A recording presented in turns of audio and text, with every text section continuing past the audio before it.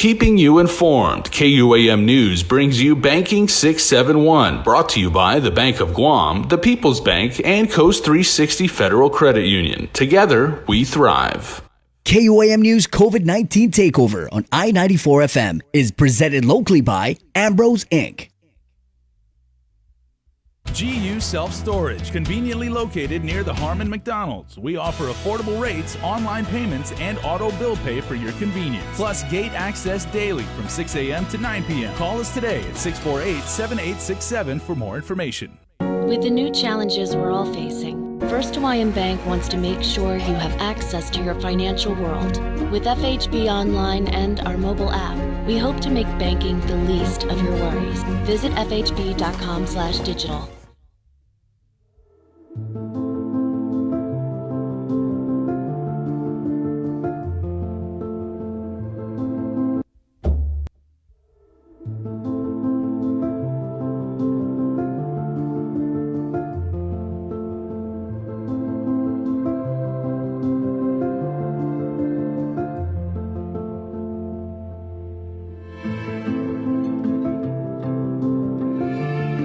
Be healthy. Be informed with ITD.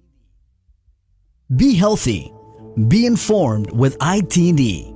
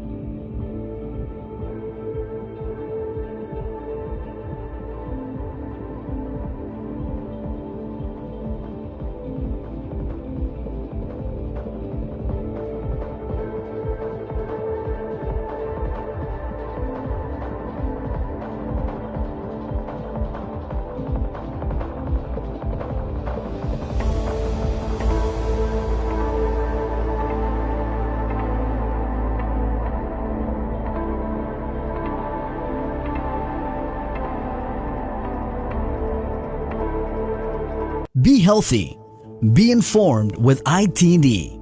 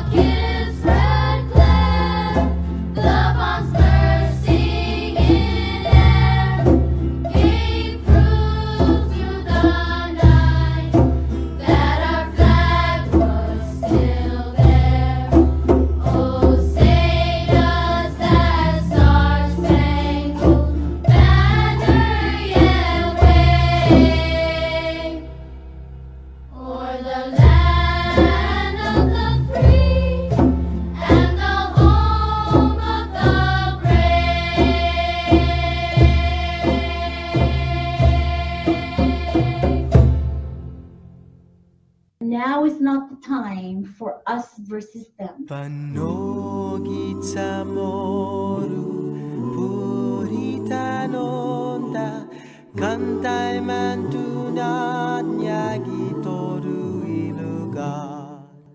GMH Administrator Lillian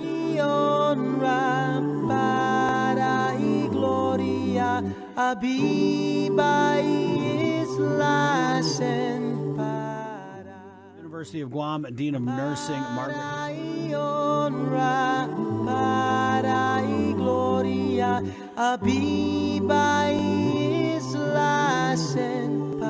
There is light at the end of the tunnel.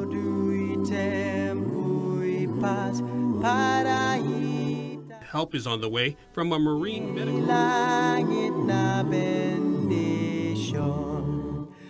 Contrai peligro na fansafuham dus protegis languam. Out in the public, where all are more exposed.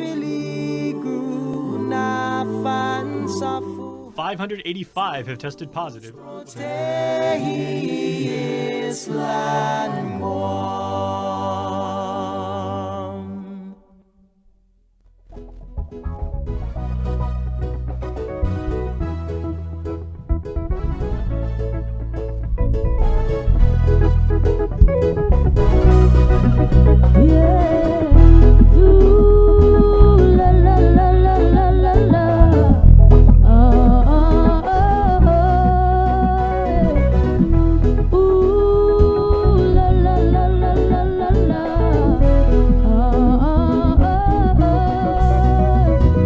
There's no problem with me and I loving you.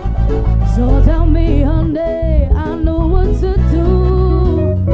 So please don't tell me that you don't want my love. 'Cause there's no way, no how I walk away. Yes, baby, there's no sweet love than thee. So do you want me? Sweet love, sweet love. I got all that you're looking for.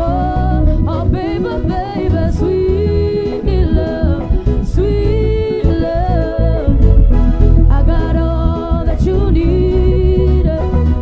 See, I've been waiting around here, waiting for you.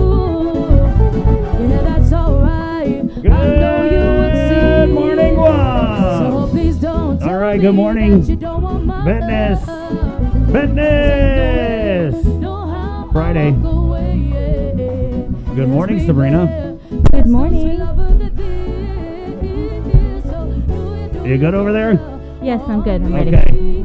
Hey, it's 6/18, Friday, the 8th day of May, on what could very well be our last Friday in lockdown. Well, because if we're doing gradual reopenings on Monday, then technically, I mean, yeah, we're still going to be locked down, but you know what I mean. I know what you mean. It's a little bit of freedom on the other side of this weekend. And we're going to get you more info on what's going to be open, how it's going to be open, what's not going to be open, and when what's not going to be open may be open. Good morning. Hey, the show's proudly brought to you by Ambrose Inc., of course, IT&E, and Calvo Enterprises, as well as Coast 360 and the Bank of Guam. It is the Containing COVID Multimedia Broadcast Extravaganza right here on Guam's favorite I-94, where KUAM-FM in Agatna, Guam. It's 6:19. There's so many ways to catch Containing COVID. All right, we got the audio stream, Docomo Channel 10. Of course, we're streaming live on the KUAM News app and on KUAM.com.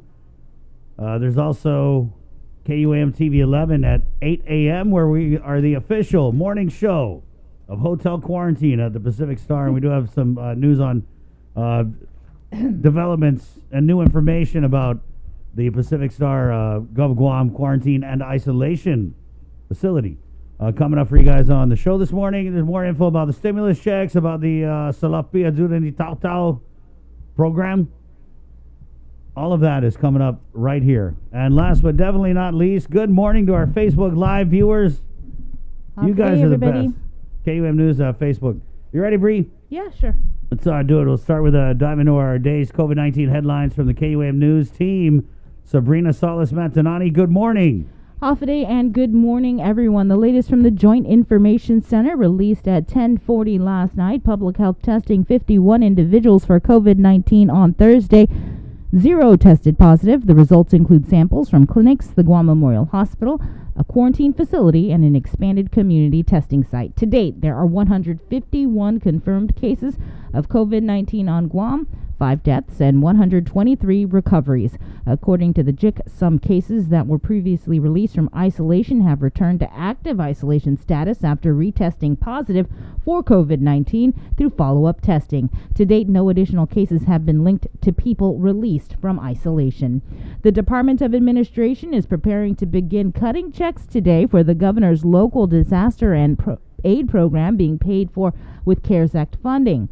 The one-time payment ranging from $300 to $1,200 will go to those who are currently receiving public assistance or those who qualify for the program. The eligibility criteria was expanded as a result of COVID. The last day to apply for the governor's program is next Friday. The 16-page application can be found on our website or Public Health's website. Meanwhile, Department of Revenue and Taxation Director Daphne Shimizu and her staff are working to process long-awaited federal stimulus checks. As reported, DRT received $107.8 million of the $134.8 million in federal CARES Act money for the stimulus checks. Shimizu says they are targeting to start cutting the checks early next week. GDOE Superintendent John Fernandez has received word from the U.S. Department of Education that Guam is receiving over $54 million for the island's Education Stabilization Fund, or ESF award. This is part of the $153 million allocated to the outlying areas through the CARES Act. Of this amount, $41.5 million will go directly to the Guam Department of Education as a state education agency to provide funding to support both public and non-public schools. In addition, $12.5 million is allocated to the governor to provide further support for education. These emergency relief funds will help Guam address the impact that COVID-19 has had on elementary and secondary schools throughout the island. USDOE emphasized the need to think creatively about investments in technology, professional development, and new delivery methods to help students continue to learn through remote methods and teaching strategies. The funding can also be used to address health and safety needs in light of the ongoing pandemic.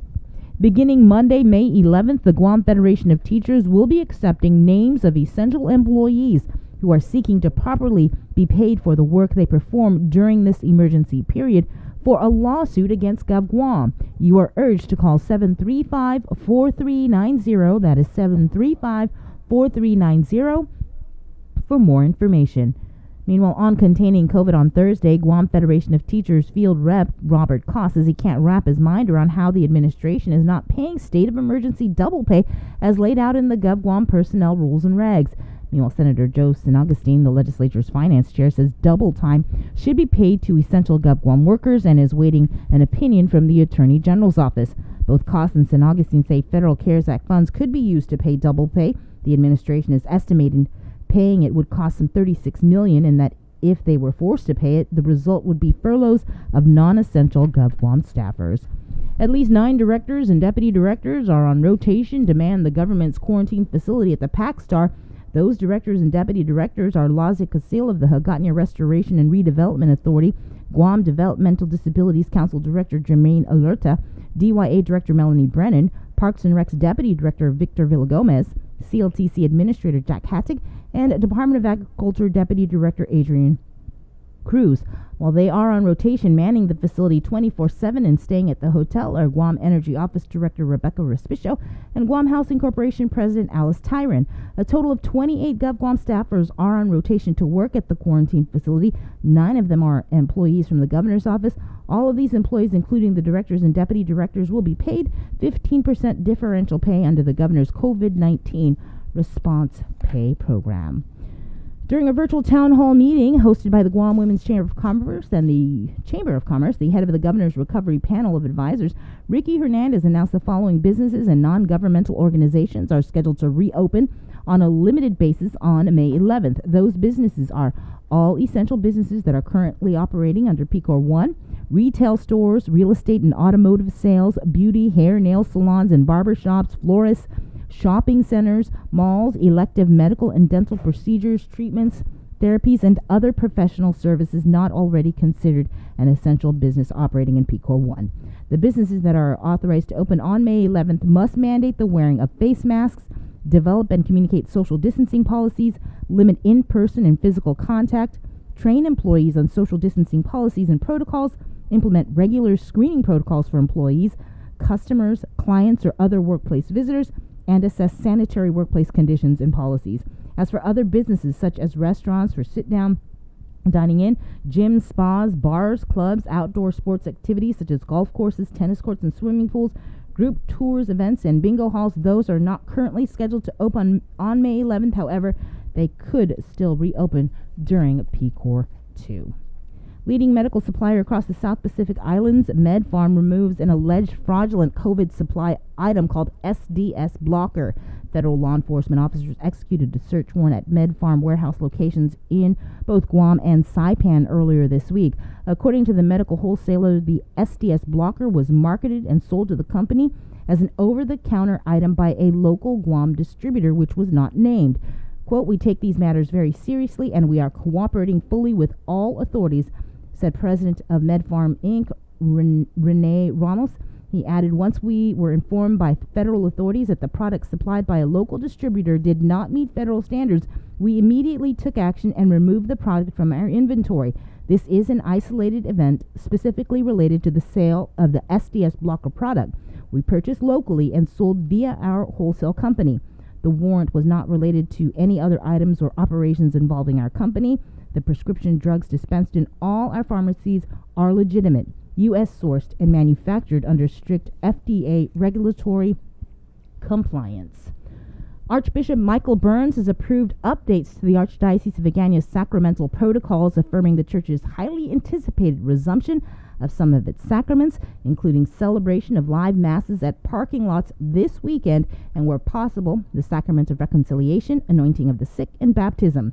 As announced earlier this week, Guam Catholics will be able to receive Holy Communion as priests at most parishes celebrate Mass with attendees gathered inside their vehicles at church parking lots. The following may resume with limitation as detailed in the protocols updated by the Archdiocesan Liturgical Commission: Mass outdoors with the faithful in their cars, confession, anointing of the sick, and baptism. The Archdiocese will provide further information in follow-up announcements today.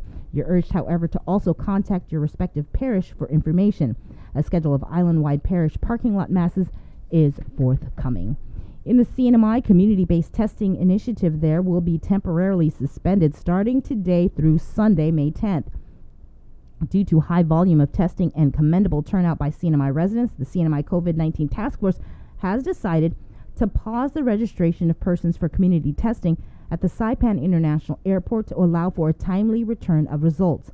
The task force will inform the public when community-based testing operations will resume. In national news, a CDC document created to advise local leaders on how to safely reopen things like mass transit and restaurants will not be released because officials worry it will conflict with messaging from President Trump. Skylar Henry has more details from the White House. The Centers for Disease Control researched and wrote a 17-page paper to guide local leaders on reopening businesses and public spaces, but the government is not releasing it. White House sources say coronavirus task force officials are concerned the paper may conflict with the messaging from President Trump. I've given the leeway to the governors. If I see something wrong, we'll stop it. But I have given leeway to the governors to make that decision. President Trump says he doesn't blame Americans who are pushing back against stay-at-home orders. We can't have our whole country out. We can't do it. The country won't take it. It won't stand it. It's not sustainable. And he says the country is now better prepared to deal with the virus. You know, this virus is going to disappear. It's a question of when. Will it come back in a small way? Will it come back in a fairly large way? In the midst of the pandemic, CBS News has learned senior officials, including the Attorney General, tried to talk President Trump out of proceeding with a lawsuit that could dismantle the Affordable Care Act. Obamacare is a disaster, but we've run it very well, and we've made it barely acceptable. It was a disaster under President Obama. and it's very bad health care. Democrats say overturning the ACA would cause millions to lose their health insurance. How can the Republicans be thinking that this is the right moment in history to abolish the Affordable Care Act and the health insurance that 20 million Americans count on? The Supreme Court is scheduled to hear the case this fall. Skylar Henry. The deadline for the Trump administration to withdraw from the lawsuit passed Wednesday. The Supreme Court's decision will not be released until 2021 after the next inauguration. In your Banking 671 report, Bank of Guam will be reopening its Upper Tumon branch beginning Monday, May 11th. As with the Hagåtña and Anderson branches, as well as the Tumon drive-through, Upper Tumon branch's hours will be 9 a.m. to 1 p.m. through Friday, Monday through Friday, closed Saturdays. Also beginning Monday, May 11th, the Bank of Guam will open its Hagåtña and Garapan branches and drive-through services for Manumco plus one helper from 7:30 a.m. to 8:30 in the morning. That's also Monday through Friday and again closed Saturdays. Bank of Guam President and Chief Executive Officer Ken Cook notes, with the gradual reopening of Guam's businesses coupled with the need by our community to access stimulus funds, we are very carefully expanding our branch network while providing special hours to assist our Manumco. Social distancing and hygiene measures will continue to assure the safety for our employees and community. Meanwhile, Coast 360 this week reopened all of its lobbies for teller services and scheduled appointments. Member center hours will be Monday through Friday from 9 a.m. to 2 p.m. The credit union, however, remain closed on Saturdays at this time. Please note that you must wear a mask for entry. And that is your Banking 671 report, sponsored by Bank of Guam and Coast 360. Christopher, how are you doing? Good. Thank you very much, Sabrina. You're very welcome. 632, the Guam's favorite. You know, UOG's, they're doing that sustainability conference. Yes, they are. And I think this is the second week they've been doing it for the past couple Fridays. And it's a Zoom thing, right? Yeah, it's over, the interweb. Right. And so we do have Mr. Austin Shelton from the sustainability folks at the University of Guam. Good morning, Austin. Good morning, Chris. Good morning, Sabrina. Good morning. So it's good to see that the work of sustainability still continues during the COVID-19 public health emergency. Can you tell us some of the things that you guys are going to be discussing today? Yeah, that's right. Sustainability remains important. In fact, a lot of people, I think, would agree now that sustainability is more important than ever. We need to find ways to make sure that we have enough food to eat at home, that we have enough opportunities to sustain ourselves. What happens in the meantime while we're waiting for tourists to return to the island? What ways can we become more self-sufficient and take care of our people and our economy? So the topic today is actually really cool. We have one of our most prolific speakers, I think, that we've ever had so far in the 10 years of the conference. Hank Rogers. He's the owner of Tetris and Blue Planet Energy, and he's been pushing the world to 100% renewable energy by the year 2045. So he is our featured speaker today. Wow, Blue Planet Foundation, right? That's where he's from. Yes, that's correct. Okay. So yeah, he's most well known for owning Tetris and discovering it in Japan, and he was owned the rights to it since whenever that started way back. Are you talking about the video game, Austin? The video game. Okay, I just wanted to be sure, right? No, I had to look it up. It is. You do. I love that game. I don't have the patience for it. If it went like Are a you little a bit Tetris slower, player? Oh yeah, I love Tetris. I used to bring my Game Boy to Mrs. Inaka's hot dog stand, and I would challenge her. I remember after school. I bet you could flip Tetris in like 5 minutes. No, I think it keeps going forever. That's like forever. Everybody loves it. So what else is going on? I know he's a featured speaker, but you do have other speakers today, right? No, he's the main one today. Mm-hmm. So the way that we transitioned the conference ahead of the government shutting things down here in Guam and moving into isolation, we made the decision to transition the conference to a virtual one. Mm-hmm. So we usually have 300 to 400 people that will come from all over the world and join us every year. usually at the Hyatt to do this conference, but we knew we had to transition this year, and so it's become a virtual conference where we're not trying to get people to sit in front of the computer for 3 or 4 days straight. We decided instead to do this every Friday for about an hour and a half. Mm-hmm. So last year we had some island leaders from around the world. We had our conference co-chairs, UOG President Dr. Kreis and Governor Lulian Guerrero start us off with an opening session. Then we had an ambassador from Grenada, the executive director of Hawaii Green Growth, the director of the Global Island Partnership, explain how Guam and other islands are now working together to advance what are called the United Nations Sustainable Development Goals. Mm-hmm. These are the goals that were created by all the member states of the United Nations to move the world to a more prosperous, equitable, and sustainable future. And so that's something that's going to bring the theme of the whole conference together through island wisdom for a global future. Mm-hmm.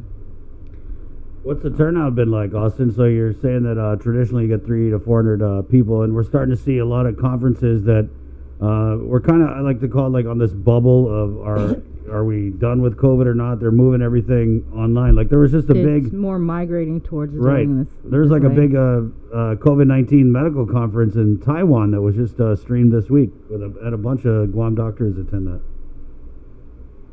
Well, actually, we were really pleased last week that we had 406 people log in directly on Zoom.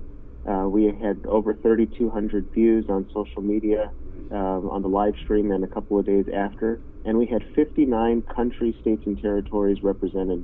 That's the most we've ever had. Wow. So this is on which Facebook page can we watch this? You can watch it on the University of Guam Center for Island Sustainability or the main UOG page. But if you want to get the most interactive experience and see the hundreds of other people in the room, you got to log into the Zoom meeting. And so if you go to uog.edu, you'll be able to find right there on the banner the link to register for the conference. All right. Well, thank you. Anything else you wanted to add? Well, please come join us today at 9 o'clock to 10:30. Another fun part is a virtual networking reception that happens right after the main presentation, so you can see those other people from islands here in the Pacific and also a whole bunch of islands in the Caribbean. Then next week we have a really interesting topic about the circular economy, and that's one of those other things that I think will help us figure out how to become more self-sufficient. You can take different waste products and actually make millions of dollars of economic opportunity. And our favorite one that we see in Micronesia is a successful business, somebody that's taken a waste product and created a factory and 25 different jobs is Matt Simpson at Green Banana Paper and Kosrae. Oh, yeah. I don't know if you've seen some of those. We have, yeah. Yeah, we're going to have other examples of circular economy practitioners and thought leaders from around the world that will be joining us next week. Wow, that sounds pretty good, Austin. Thank you, man. That's great work you're doing. Appreciate the time. Thanks, Chris and Sabrina. Okay, take care. Wash your hands sustainably. Got it. Okay, bye. Bye. Sustainably wash your hands. You know, you turn off the water, Bree, is what you do. You do 20 seconds, you get a nice lather, and then you... Yep, turn it back on. Okay, 6:39. Yeah, so we are going to have some interesting perspectives on what it's like to staff these GovGuam quarantine isolation facilities, because the list of the available staff who staff these facilities was released by Adeloop yesterday after some asking. Yeah. And so we'll get into that in a little bit, but I wanted to kind of touch briefly right off the bat on this issue of the COVID differential pay. And we have a woman on the line who is choosing to remain anonymous, but you're with the Grab and Go program, and I know that much I could say.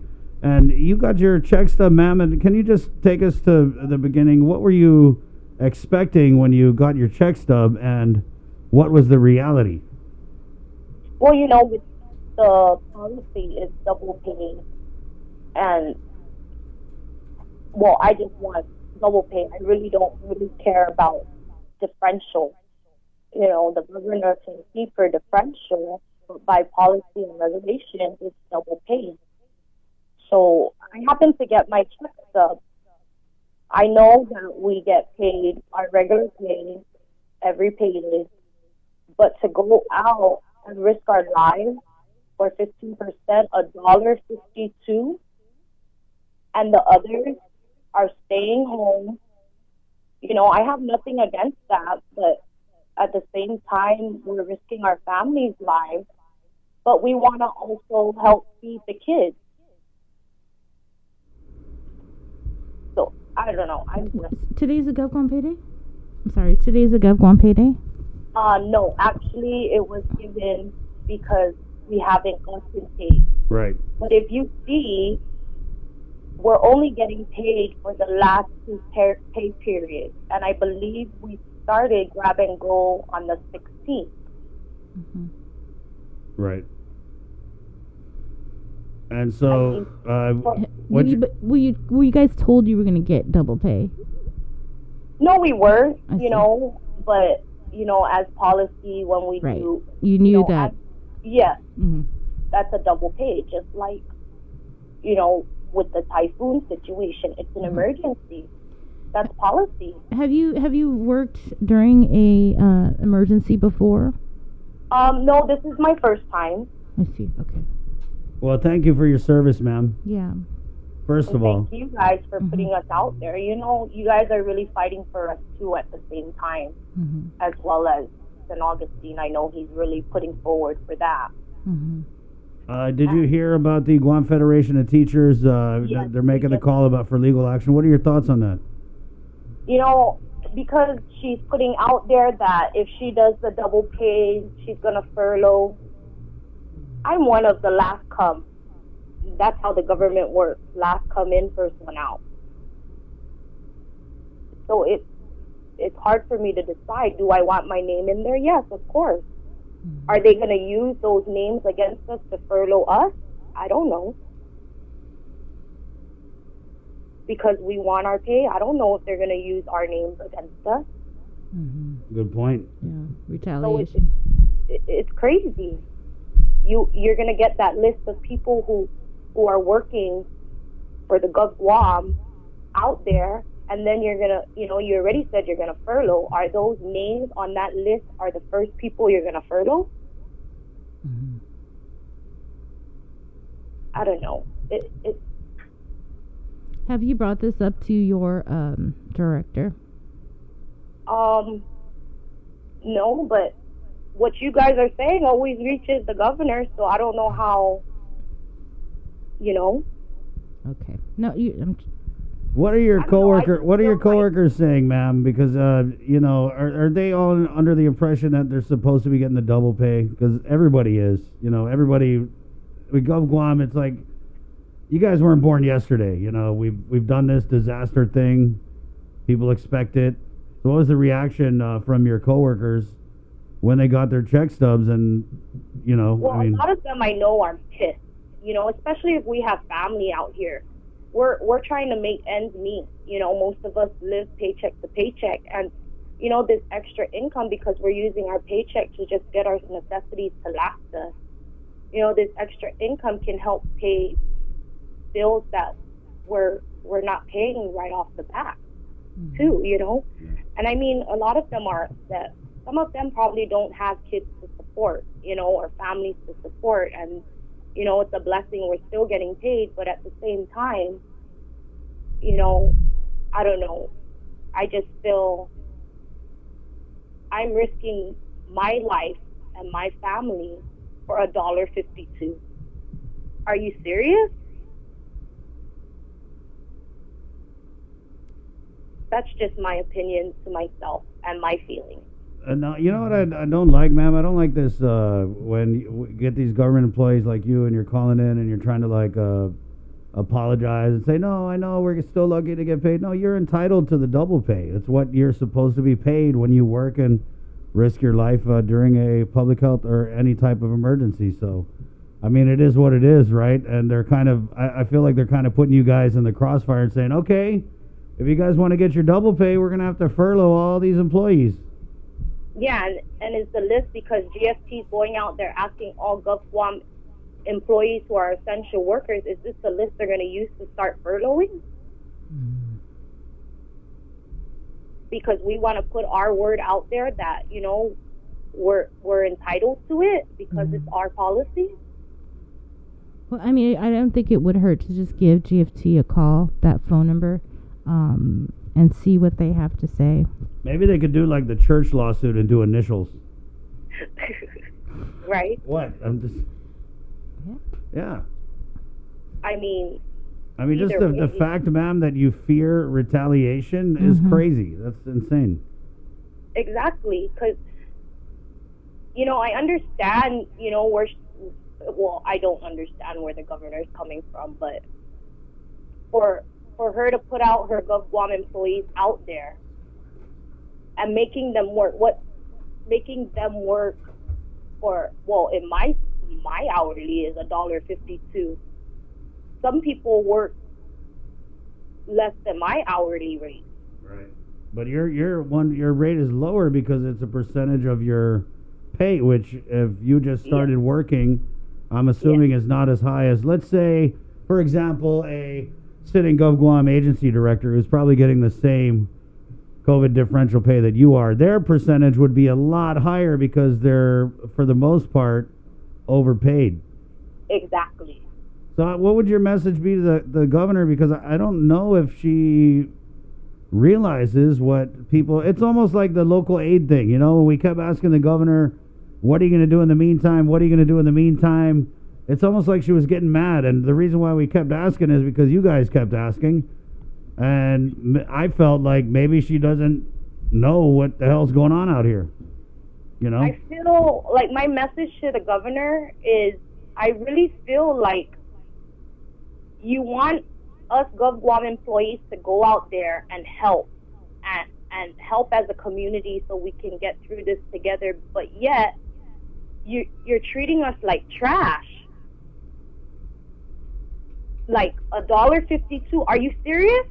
My 3 kids I come home to every day. I'm only going out to work for 5 hours at $1.52 an hour.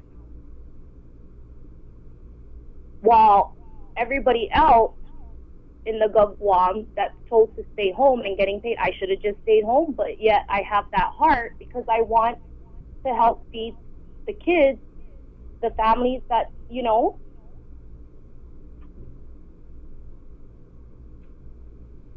I think we're doing our part in helping the community. I really do. No, you definitely are. I mean, we've seen the lines over at Grab and You guys are doing, I mean, honestly, you're doing more than the governor. You're working harder than the governor. I'm just going to say it. You are. I've been to the Grab and Go. It makes me want to cry when I see these people lining up because they don't have nowhere to go to get meals, and they're lining up for hours, and there's hundreds of vehicles. Or does she not think that we deserve that double pay? Even if you want the differential pay, you know, I think these GovGuam employees would rather just keep their double pay, and you can keep your differential pay. Like, literally, you can keep that differential pay. Mm-hmm. It's heartbreaking to all GovGuam employees. And I got to say, I don't think this is something that just happened during the COVID. You know, the governor has manipulated the classified employee system, you know, with Linda Uggan, with other people at Department of Administration. We've seen her transfer employees, and, you know, the thinking is that there's just this disregard for the merit system and for the classified system, which is supposed to, you know, protect employees like yourself. Exactly. And, you know, they're like the PacStar. You really have directors working in the PacStar? Directors. You couldn't choose anyone. I think it was more on a volunteer basis for I got some info facility. on that we're going to talk about. But they're getting 15% according to what, Carlo Branch? Yeah. 15% of, you know, 80,000, 90,000 a year. But compare that 90,000 a year to my 22,000 a year. Mm-hmm. What are they getting?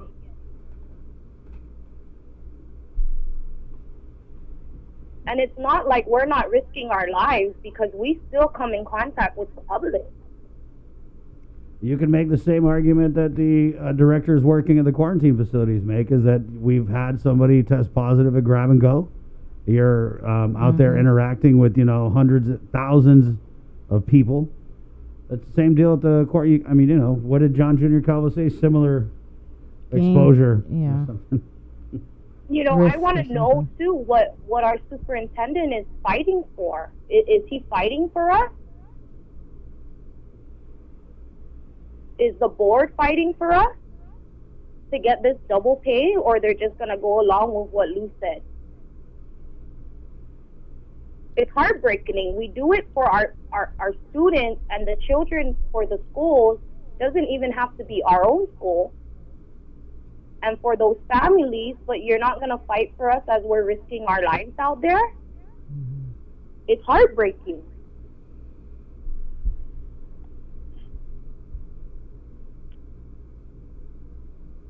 I'm just out of words, It's like, I don't know.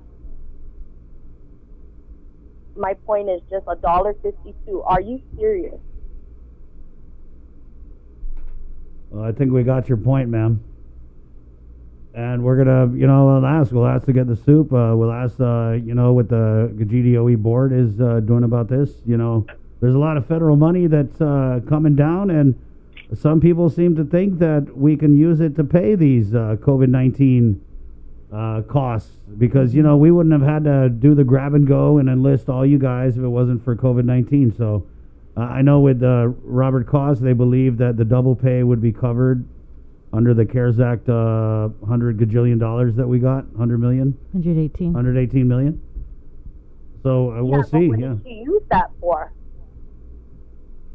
Obviously, it wasn't for the grab and go, because I believe Congressman St. Nicholas got GDOE's own funds for them and all public school, non-public schools. Yeah, and it's a federal thing. The grab and go federal. This $54 million, we just got that from $54 million goes to GDOE for CARES Act funding.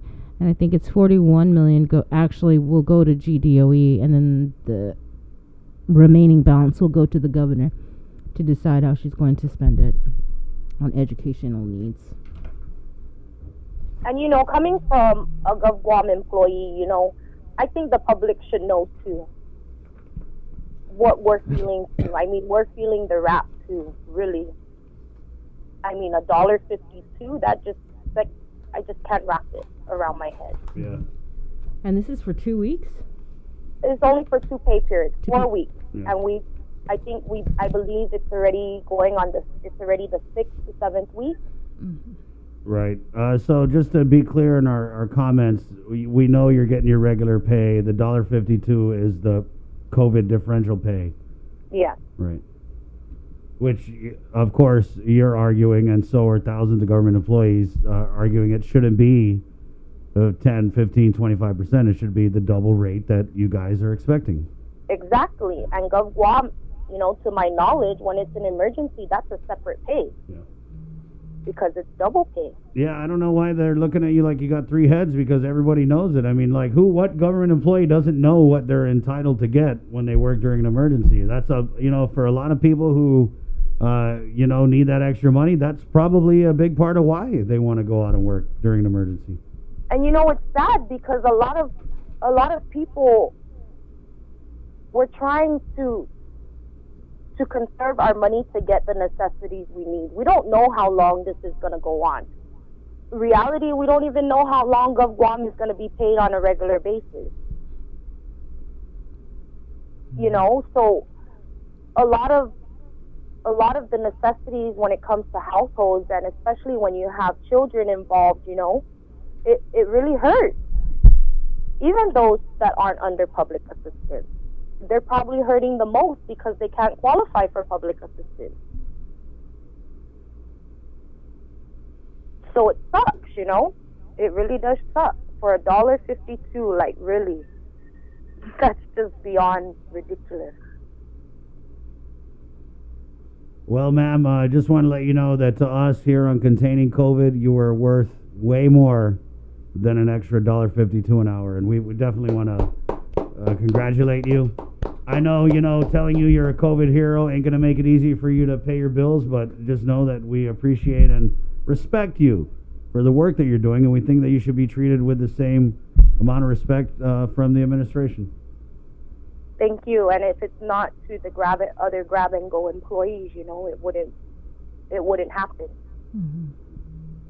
And I want to give them a big thank you. Well, God bless you, and God bless Guam. You too. Especially if they pay the double pay. Only God bless Guam if they pay the double pay. All right, well, keep listening because we're definitely going to be talking about this issue this morning. All right? I will. Okay, thank you, ma'am.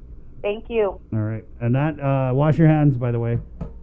That's what people are saying. They are pissed off at the governor. They're angry that the acting chief of staff had called in and said, no, it's not sustainable to pay it. They're angry that Ed Byrne was like, Rule 8.46. Slash C2. Does not apply to you. All right. So, hey, we're going to take you back, man. It's going to be a little bit of a flashback Friday. Wait, let's give out that phone number. Right. Let me find it. Yeah, what do you guys think of this double pay, man? Some people, private sector is saying, oh, what about the private sector? Sure, that's a fair part of it, too. But what do you guys think about it? 637-0094. I also want to get into this perspective here. A different perspective that we're not really hearing about. What is it like for these GovGuam agency directors to be working in these Government of Guam quarantine and isolation facilities?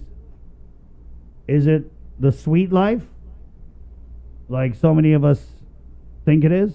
Well, so many people, don't know which category I'm in yet. Or is it hard work that nobody wanted to do? We're going to go into that, and we're taking a little break here at 6:57. The KUAM News Takeover, Guam's favorite, Containing COVID. We're KUAM FM, Hagatni, Guam. Again, the number 637-0094. Good morning on you. It is Friday, the 8th day of May. McDonald's.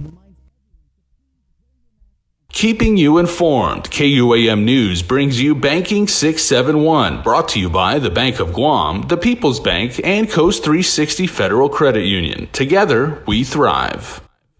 KUAM News COVID-19 Takeover on I-94 FM is presented locally by Ambrose Inc. GU Self-Storage, conveniently located near the Harmon McDonald's. We offer affordable rates, online payments, and auto bill pay for your convenience. Plus gate access daily from 6 a.m. to 9 p.m. Call us today at 648-7867 for more information. With the new challenges we're all facing, First Hawaiian Bank wants to make sure you have access to your financial world. With FHB Online and our mobile app, we hope to make banking the least of your worries. Visit fhb.com/digital.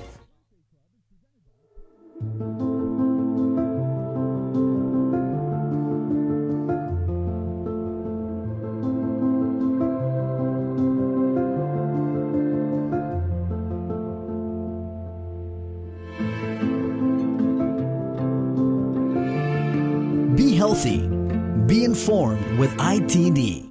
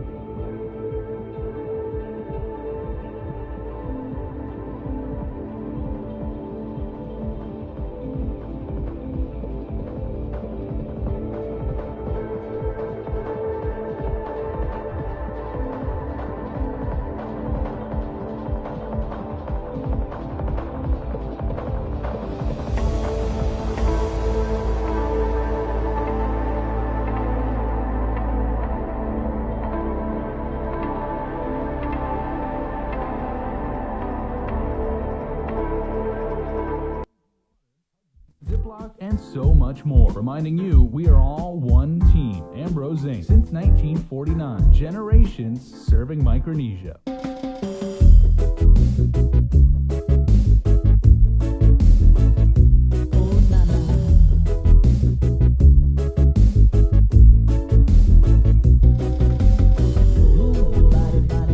One of the comments, directors should not get extra pay. They are management. And we'll go into that coming up in a little bit. Let's stick on the phones here with an anonymous gentleman here. Good morning. Good morning, Bree and Chris. Half a day. Dispense out on. Yeah, so let's, what are your... I'm getting feedback. I don't know either. What are your thoughts on this double pay issue? Do you think that they should... double pay the frontline and essential employees, or you think they're going to double down on not paying it? Or stick with the differential pay? Well, with respect to who's owed what and who's entitled to what, I'd rather not comment, because I don't want to insert the hardworking this or that about private, the public, management, the people on the low part of the totem pole. I think just to be fair to everybody, okay, I just want to go into this neutral and say, I think we're all looking for a plus or a minus to the situation. And right now, all the GovGuam employees who support their first line essential employees, are applauding for them, but they're applauding in silence, right? But I'm saying that the real bad guy here is not one another. It's not even our leaders. I think the real bad guy is just ignorance, okay? And I'm using the word leaders loosely, because you two are leaders. You two put out great information, and you're trying to dig for information. So we have situational awareness. So with regards to double down, I mean, Bree, you, Chris, all of the journalists, Adriana, and the folks in the other outlets, I want to applaud you guys right now. I think everybody in the media right now is doing an awesome job. I gotta kid you not, I hate the scare porn, okay? I hate the scare porn. And I know that sensationalism and stuff that bleeds will lead, but I'm telling you right now, guys, the press was included in the First Amendment, because if it weren't for the people being able to talk to one another, we got you guys. So I just wanted to say, with respect to double pay, you guys keep doubling down. In fact, triple and quadruple down on not just this administration. We're not just picking on them, but the legislature too, for people who have oversight and have the ability, the authority. They're sitting on their hands. And I'm not just, again, I'm not trying to paint them out to be a bad guy. I'm just saying, do your job. Why buy a dog if it don't bark, right? Why take a dog to hunt if it don't hunt? And I'm saying the real bad guy is our ignorance of China, our ignorance of world trade and how that's been impacting us, how it's made everything cheap, to include that gas, which just spiked up because they know we're going to be let out. And I get it. It's commercialism, man. It's consumerism. It's just what makes the wheels go round. Okay? If nobody grows it, and nobody sows it, nobody knows it, and nobody eats it. And I just want to say thank you for helping us to eat better information, right? To consume better information in a day and age when we find it hard to sometimes trust you and not take it for granted, but take what you share with us with a grain of salt, because that's a hard thing, man. It's a hard thing to gulp down a whole teaspoon of salt, let alone a grain. And I've been telling my sons, and I'm going to tell you right now, you've got to sort through all the BS. And right now, double pay is just BS. It's just a distraction. Please pay attention to what you're not seeing or what they're not telling you about. And I'm not saying the media is misleading us. I'm saying the mislead is trying to figure it out just like us. Mm-hmm. And I appreciate you guys, man. I appreciate you. Don't get me wrong. I said something bad about the media because, we've learned to love the people that hate us and hate the people that love us. And that's just wrong. I think we're both looking out for one another. Bree, you got kids. Chris, bro, you're looking out for me too, and I thank you. And I think we need to look out for one another. So those people who think they don't deserve double pay, they do. I've been a former GovGuam employee, former GovGuam leader, and I'm going to tell you, there are hardworking people who have left their families. Sure, they got people with some issues, and they want to make an excuse to come in, or well, not an excuse, but want to make an excuse to serve. But it's also because they're hurting too. You don't know what they're going through, and I just want to say thank you, GovGuam employees, who know you're not just entitled. You would do it anyway, and you're just being silent, and you're just going to do your job. And thank you for doing your job. And And for you lacquers out there, that's what I'm saying from a private or public sector, okay? For you lacquers out there, that's on you. That's on you. You get up. You got a backbone like anybody else, and if your stomach's hungry, you're going to straighten right up and get out there and plow, tend, weed, cut, chop. I don't care, whatever you do. You do it for your family, do it for the love of your family and those that love you, and just get it done. And senators, get in there and get it done for the people. Amen. Thank you, brother. Thank you. Wash your hands. 7:05. Yeah, go pick mango, guys. It's mango season. No, seriously though, you know, a lot of people are working and risking their lives out there, and they deserve their pay. I don't know if the administration realized what an issue this would be. I wonder how much thought who came up with the differential. We have a comment pay. here. John Essential commenting on our KUM News Facebook live feed. The reason everyone is upset about the pay is because workers coming in are only getting $1 for every hour they're on site working during this pandemic, while others are safe at home sleeping. We are weighing the risk and deeming it not worth it. We're being forced to work. We should be compensated. Otherwise, send us home. I mean, yeah, there's a huge double standard here. And I think the people who are going to work, I mean, we've got like thousands of non-essential government employees. And it is what it is. I'm glad you guys are making money. Of course, why would I not want you to, I don't want you to struggle.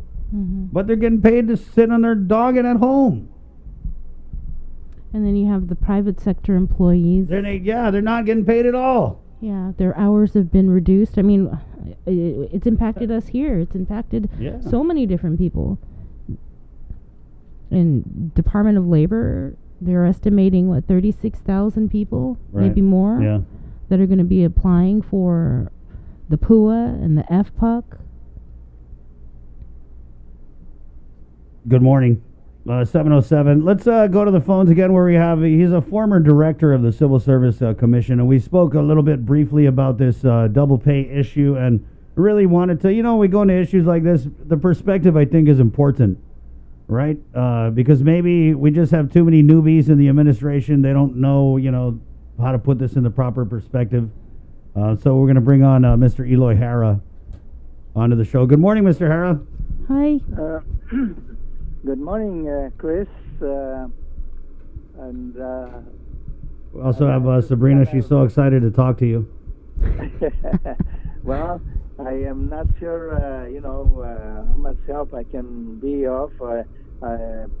Unfortunately, I didn't really hear all the circumstances or the situation that I try to.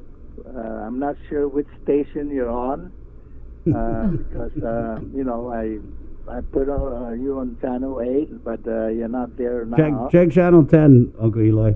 It's channel 10. Right. Channel 10. Yeah, and then we go on channel 11 at 8. We're also on 93.9 FM and Facebook Live. I know the wife. Maybe does the wife have Facebook? You can pop on the Facebook Live. So Mr. Hara, let's just give us your knowledge on this double pay issue and why so many government and Guam employees know that they're entitled to it.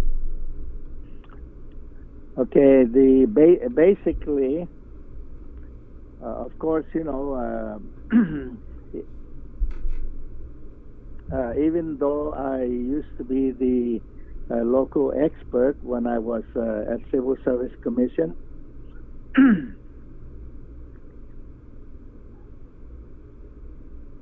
because I was able to actually update not only the Guam Power and GWA personnel rules and regulation,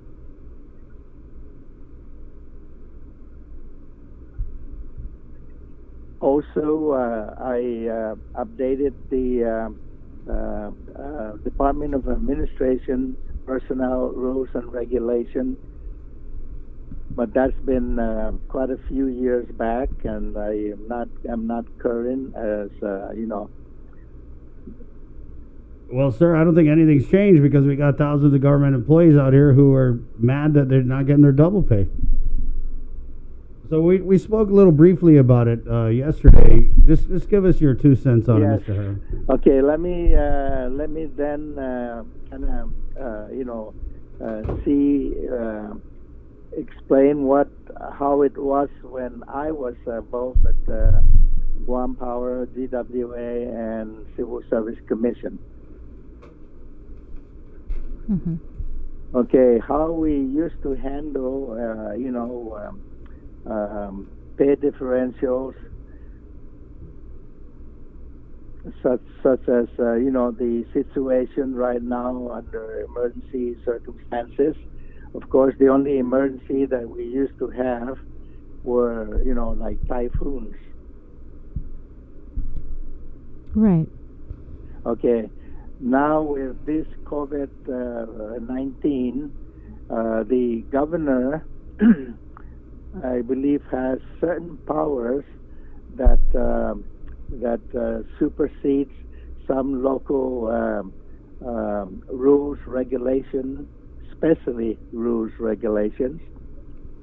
But the governor also, I believe, have certain power under this kind of emergency, which I believe even supersedes some local laws.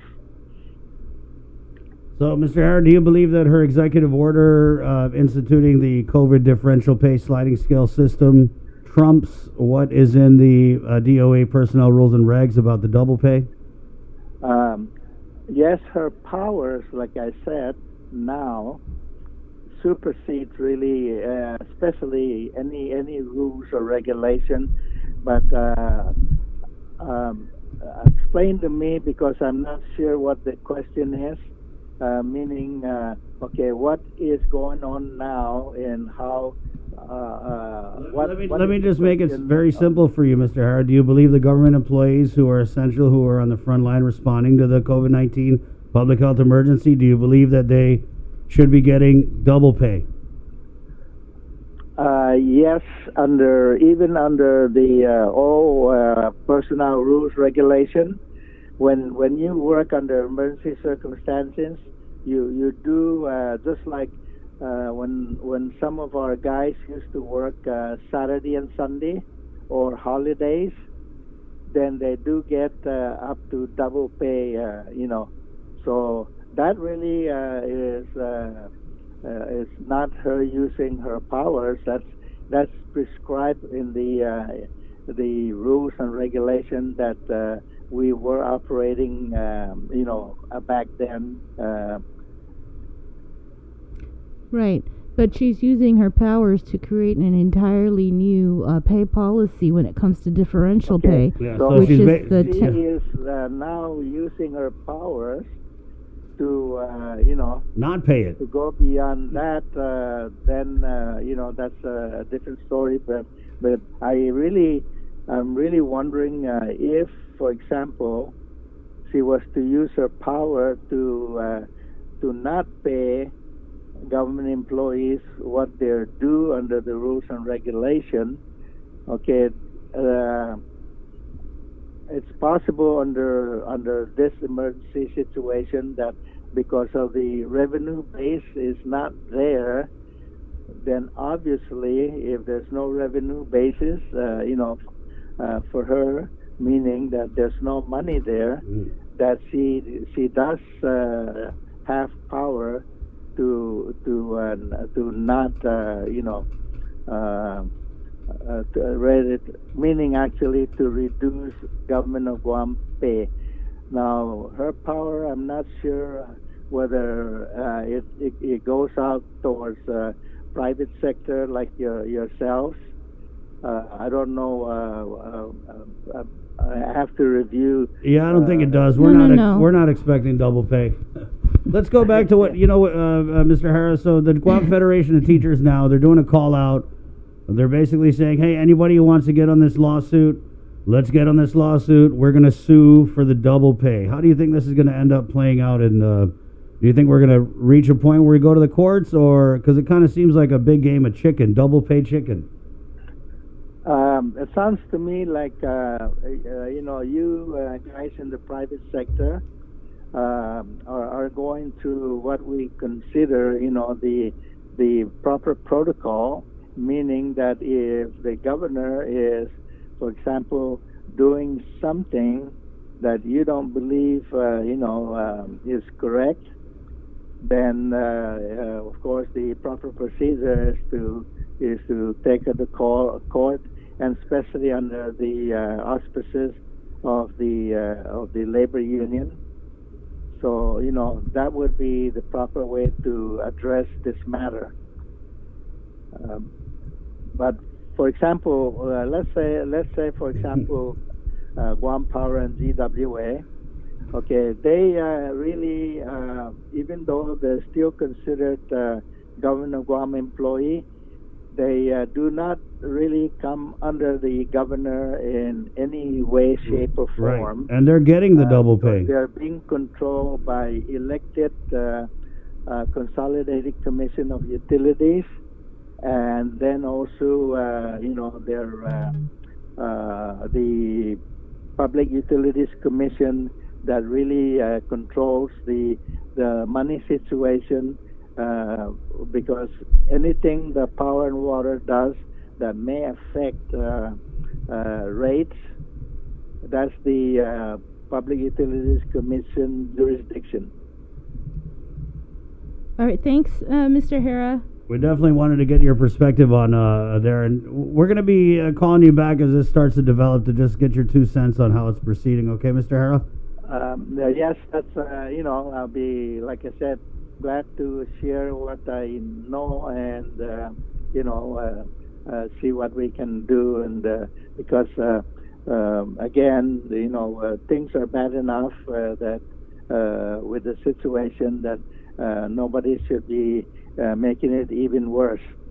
Mm-hmm. Okay. Right on. Thank you. Is the wife paying you double pay for all the yard work you're doing in the lockdown? Unfortunately, no. We're going to get you on this lawsuit with GFT, Mr. Hera. We're going to get you. You know what? That is not. My retirement pay and my Social Security and military pay. So you're triple pay. Those are solid, and they're there. That but still, actually, some of my for example, the military pay. Yeah. There are circumstances when some of those could actually be in jeopardy, right. But I think you're doing okay, Mr. Hera. We want to thank you. But we're not worried that much. Yeah. Okay. Wash your hands, huh? There you go, Mr. Eloy Hera, former Civil Service Commission Director. It's 7:18. We got Robert Cossa coming on to talk about this lawsuit. We'll take a little bit of a break here. KUAM News Takeover, Guam's favorite. It is containing COVID. Good morning. Keeping you informed, KUAM News brings you Banking 671, brought to you by the Bank of Guam, the People's Bank, and Coast 360 Federal Credit Union. Together, we thrive. KUAM News COVID-19 Takeover on I-94 FM is presented locally by Ambrose Inc. GU Self Storage, conveniently located near the Harmon McDonald's. We offer affordable rates, online payments, and auto bill pay for your convenience. Plus gate access daily from 6 a.m. to 9 p.m. Call us today at 648-7867 for more information. With the new challenges we're all facing, First Hawaiian Bank wants to make sure you have access to your financial world. With FHB Online and our mobile app, we hope to make banking the least of your worries. Visit fhb.com/digital.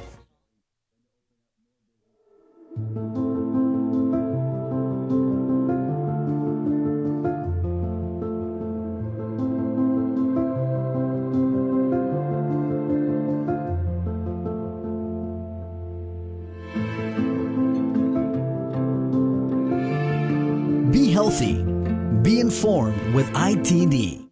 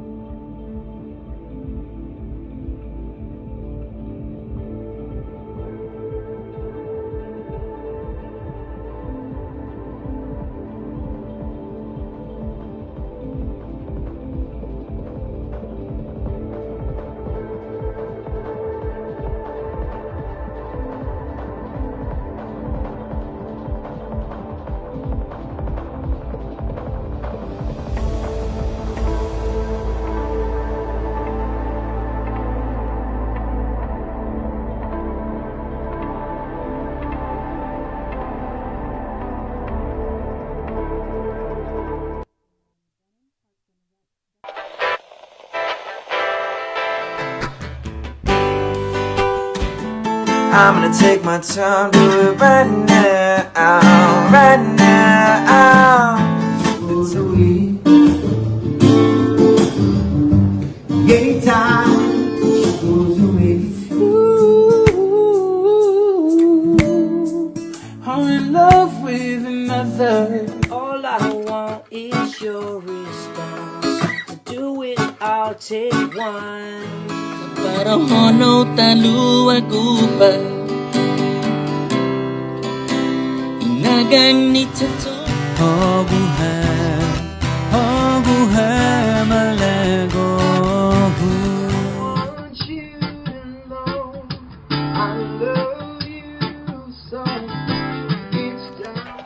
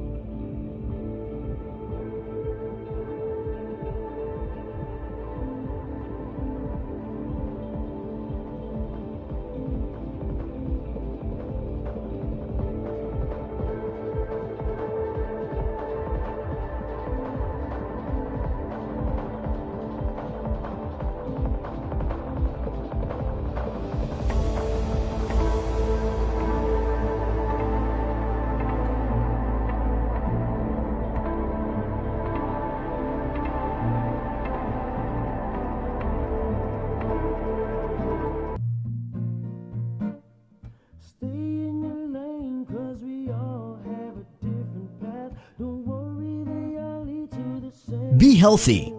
Be informed with ITD.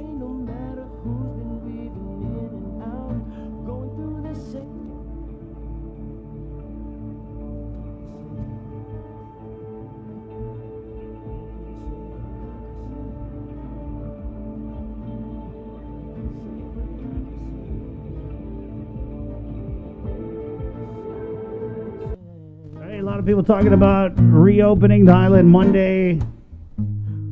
And we're going to get Holly from the Guam Women's Chamber of Commerce. She's also on the governor's recovery panel of advisors.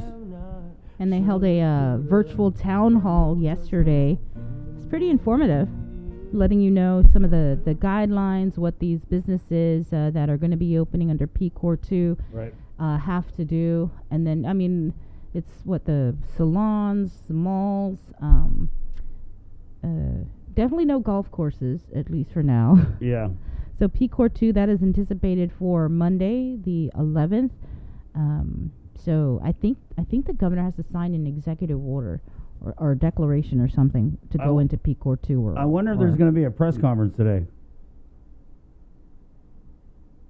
I don't know. We don't know. Yeah. What do you make of that? That was what I was thinking about yesterday as we had this whole, like, we're going to be more transparent. We're going to not mute the media. And then they only had one press conference this week. I mean, granted, the governor did answer questions for 2 hours, but I'm not sure how, increased transparency with limited accessibility works out for people, but... I mean, you could still ask questions and send it over to Carlo or Crystal or Janella. Right. 7:25. Let's go to the phones. We just wanted to bring him on. He was on yesterday, but there's been a rapidly evolving development with this issue of the emergency double pay from the Guam Federation of Teachers. He's a field rep, Robert Koss. Good morning, Robert. Good morning, Sabrina. Good morning, Chris. Good morning. So, yeah, I think right before the newscast we got this little tidbit you could have of told us yesterday morning. Yeah, $1.62. Yeah. Yeah. So you saw that, obviously. Not a lot of. How did you guys go from yesterday when, you had some very strong words for the administration and also the Attorney General. How do we go from that conversation we had yesterday to, you know what, we are going to sue? Who wants to jump on this lawsuit? Give us a call. Well, I think from our perspective, we're looking for resolution, whatever manner it takes. Lawsuits require some preparation, so we had to get the ball rolling on that. But we're not opposed to working with the governor or working with the legislature to find other solutions. We offered, if there's no money, since these people were denied leave and time with their family, give them back leave and time with their family. That's a reasonable solution that doesn't require $36 million. So, we are pursuing these lawsuits because we have to on behalf of our members. But again, we're not opposed to other solutions. And we'll continue to work with that. If there's a senator that wants to meet and discuss, more than happy to do that. So you're the employees you represent would be totally fine with, let's just give it to us and leave. I don't know if they'd be totally fine, but the way it is written, if management's unable to pay overtime, and this is classified in the rules of that 8.4 or whatever it is, as overtime. If management can't pay overtime, the CTO stuff, is there, and as an alternative. So, it's in accordance with the laws and rules. One of the things that the union cannot do is waive overtime for employees. That's the law itself states the union cannot waive overtime. So we can't just disregard it. Is this are you accepting people who are not GFT union members, or is this strictly for GFT union members?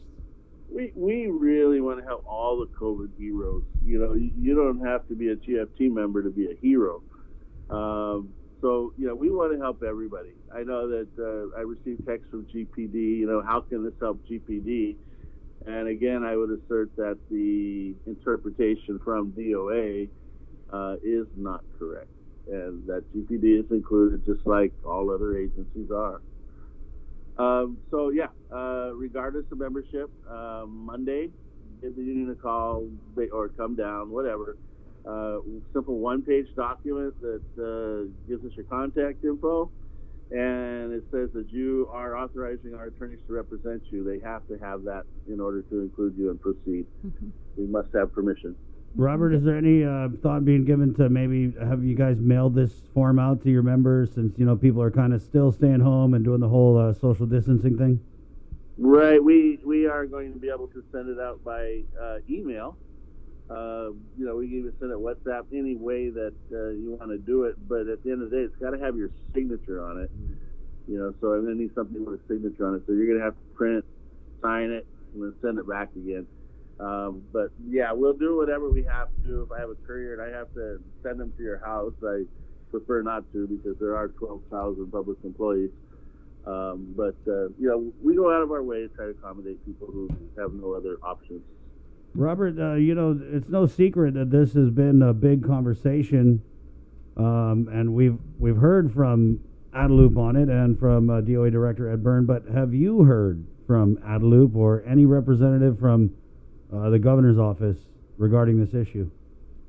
I have not heard from anybody representing the governor, but I have heard from a number of directors who fully support what we're doing and agree with us. So, it's interesting that not, all of her cabinet is on the same page. But they will not act, and they asked not to be disclosed. You know, but you know, give us a good cheer to keep on fighting the good fight. Mm-hmm. And again, this is not specifically for those who aren't getting paid double pay. Is that what you said? It's also for people that aren't getting paid their overtime. Yeah, well, double pay is actually listed in a section called overtime, and technically it is. I guess you know the government has labeled it as a form of overtime. However, yeah, we're finding out more and more. Public health has not been paying their for overtime beyond 40 hours in a week, so we're going to have to include that. We know that Department of Corrections, again, 7 pay periods behind in their overtime. They haven't been paying that.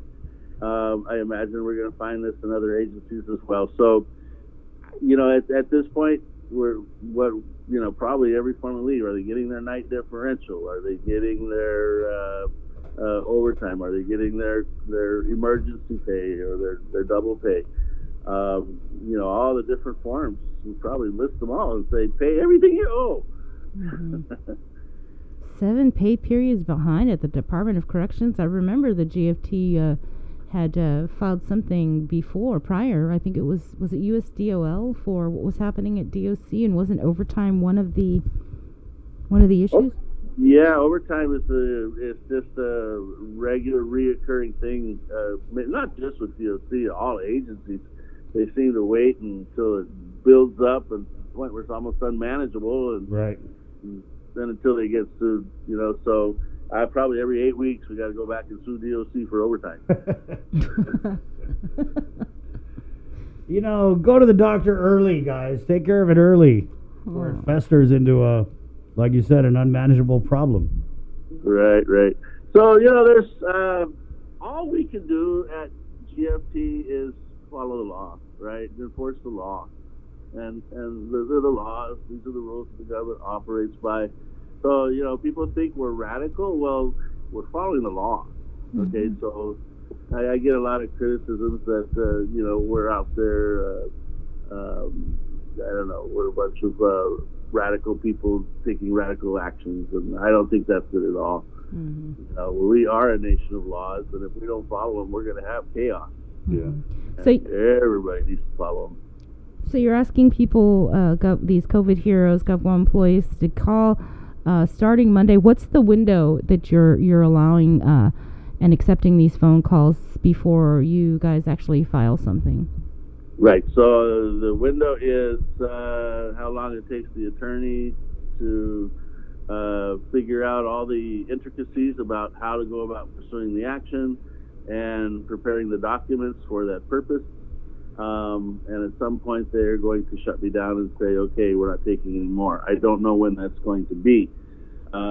It's not going to be on Monday. It probably won't be next week. So, you know, these,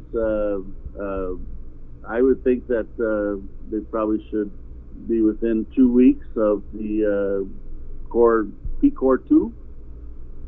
So I would say within 2 weeks of Monday, you know, if you want to get involved, you better do it in that time window. I suspect that'll be enough time. We had a question here. This compensatory time off, does it have to be agreed upon prior to being called in? And does it have to also be agreed upon prior by both parties? Yeah, and I'm not encouraging anybody to go with the comp time. I want to go with annual leave, and that's why I want the legislature to get involved. Reason being is because comp time has to be used within 4 pay periods of what is accrued. Right. And there's so many individuals. I mean, how is all of GPD going to use 2 months of leave within 4 pay periods? I mean, they're going to have to shut down GPD. You know, that's not going to be fair to the employees, and that's a use it or lose it scenario. Or actually, the government would have to pay it. Then they'd have their $36 million. You know, if it can't be used in 4 pay periods, pay it out. And we're right back to where we started.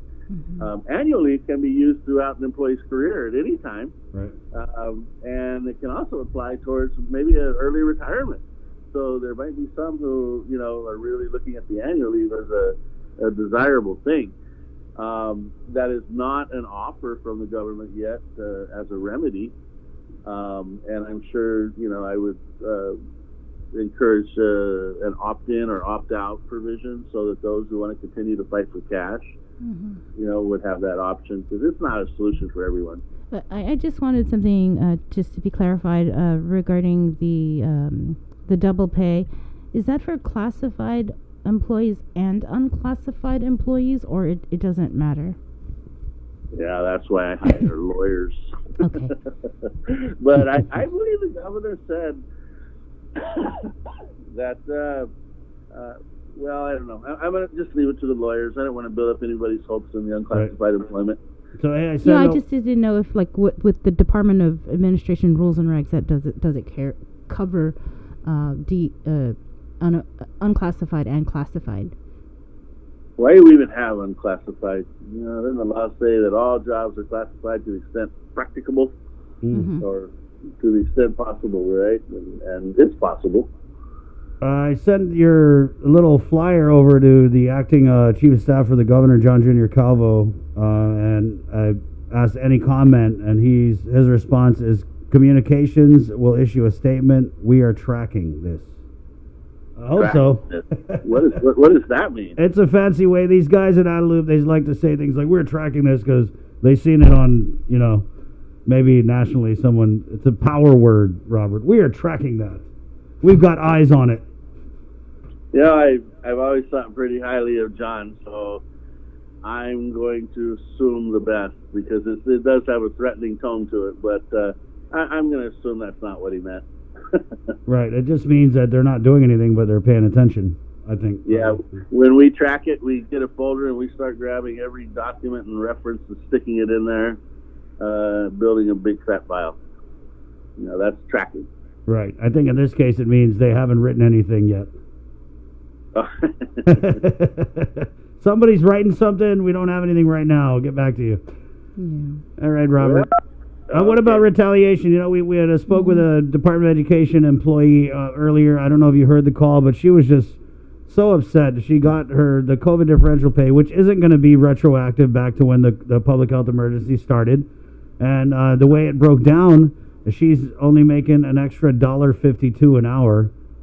Which is what I've been saying all along. It's just not an adequate reward for the heroes who, had to go out and work and spend time away from their families while the rest of us were allowed to stay home and enjoy our families. And that's why I want to get her that, that opportunity to stay home now and be with her family while the rest of us go to work. Right. And so I think that'd be nice. I don't think there's going to be retaliation in DOE. I know John Fernandez, and he doesn't have a retaliatory bone in his body. Right. He wants that agency to operate as smoothly and efficiently as possible. That's his sole purpose in life. Okay. What about outside of DOE? Are people scared to put their names on this thing? Well, yeah, they may be. I would say that there's no reason for that. This list is going to be given to the attorneys, and it's going to be filed in the court. Once it's filed in the court, I would assume that the judge would not take kindly to retaliatory acts against the case before her. Yeah, sure. Even jurors, I suppose, fear that there might be some kind of retaliation from drug lords or something. Right. Yeah. How many people have called Robert and jumped and expressed interest in jumping onto this thing since you put it out yesterday afternoon? Well, it's not just phone calls. We have, the technology at hand too. So, the cell phones, text messaging, WhatsApp, websites. So, was it blowing up? Well, but I'm encouraging people not to do that. Wait till Monday, so that when you do call, it'll be a meaningful call, and I can say, okay, here's the form. How can I get it to you? And how are you going to get it back to me, right? So is what you're getting, is it a lot of like, way to go, yeah, we support this. Oh, it's about time. That kind of stuff? Can I join? How's this going to benefit me? Lots of, different stuff. Right. There's a few people out there patting our backs, but mostly everybody wants in. Yeah, that's good. Sorry. All right. No, choice of words. Yeah, and that was funny. Okay, Robert, anything in closing you want to add here before we get on to the next? No, I just want to point out that, you and Sabrina have been working really hard too. What, you've been doing 12-hour days during the COVID or more? So, I think I'd like to say a big thank you to you guys. And we'll be asking KUAM to give you double pay as well. Oh, nice. Good. Okay, good. I hope our bosses didn't hear that. The show is going to get a lot shorter. At least $1.62. Yeah, hey. I don't want to accept a penny more than that lady at DOE's getting. Oh, okay. All right. Okay, Robert, thank you. Wait. I wanted to ask, are directors and deputy directors eligible for double pay? Seems to me the deputies and deputy directors are very close to Lou and are eligible for anything she wants to give them. Okay. Right on. Thank you. All right. Thanks, Robert. Okay. Okay. Okay. Bye-bye. Take care. Yeah, I wonder if Adelup tracked what you just said there. Well, I think she knows very well. There's that troublemaker union guy.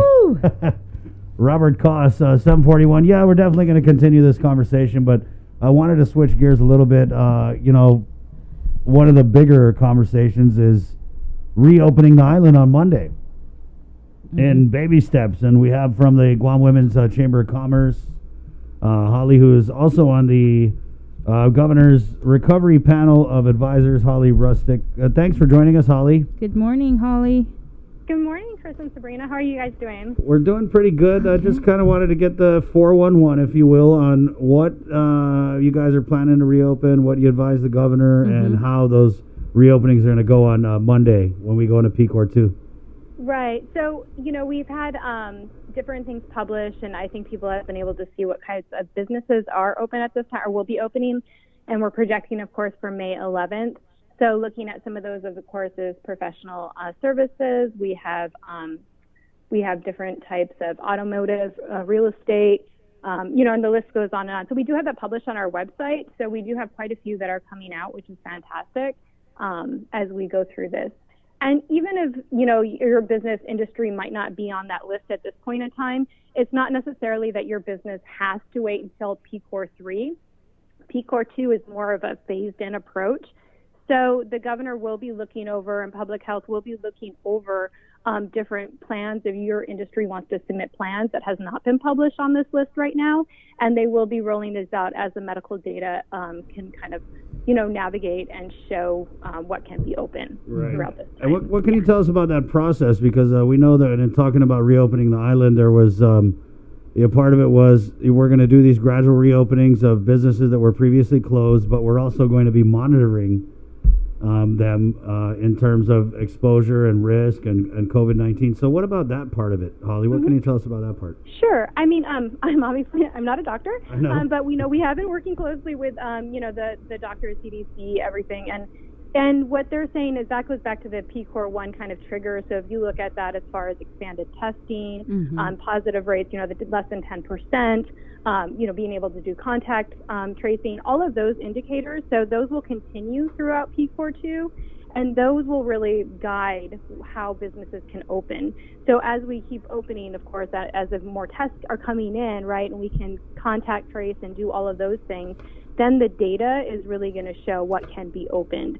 So everything is medically driven, and our part in this, as far as the Chamber of Commerce, the Guam Women's Chamber and the Guam Chamber of Commerce, is to really assist with just being able to communicate for businesses, advocate for businesses, and we've developed the industry guidelines just as guidelines to be able to assist maybe the smaller businesses that they're not sure what to do to be able to open. Yeah.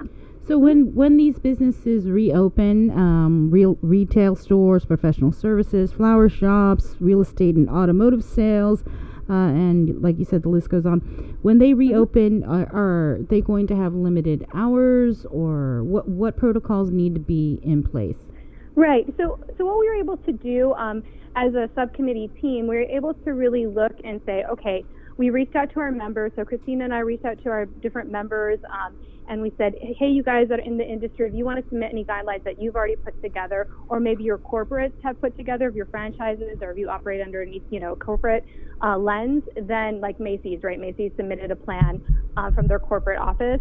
So they went ahead and they the members responded and gave us some information, which is fantastic. And then we also did our research, of course, and looked at national and international guidelines and protocols. So what we did was then we just kind of streamlined those into industry-specific guidelines to be able to say, here are some recommendations, which will probably turn into standards at point, although they're not right now, but they are guidelines. And here's a safe way to operate that's, using the data that people have so far, as well as, being able to stop the spread of COVID-19. So here are things that have been indicated, and these are things that you can do in your business. So yes, you want to open small, right? You are not small, but you don't want to you can't have your entire store open right now to some degree. Right. But you just have to follow those guidelines as far as, and the thing is businesses, they don't want to put themselves, their employees, or their customers at risk, right? So they were like, okay, we have these guidelines now, and it's really up to that industry then to say, okay, how are we going to roll this out? What do the guidelines say? What do we need to follow? Obviously, there are some requirements for certain industries, like, we're not doing sit-down food courts, food and food courts right now, that sort of thing. It's more takeout still. There are some kinds of, rolling out slowly in some industries. But really, it's about having these things in place that you can promote confidence again with your with the community, to public health, right? So it's following those minimum guidelines. And who approves these guidelines, and then who is going to enforce them? Right. So there is also I know Ricky put together, which was fantastic, approved through public health, which is the pandemic minimum requirements. So, and a lot of those are reflective in the industry guidelines that we created, since we've been working very closely together. And those are the ones that are minimum requirements for businesses to follow. The industry guidelines are more specific, right? Because the pandemic minimum requirements are more like cover all business general. Right. Yeah. And then the ones we developed are like, obviously, like, people doing hair, you're in closer proximity. There's certain things that you need to have in place specifically for your industry. The same for restaurants, etc. Can you tell us a little about the shopping center? So, Micronesia Mall, GPO, Agani Shopping Center. I think there's probably a couple. What are the protocols going to be for these guys once they reopen?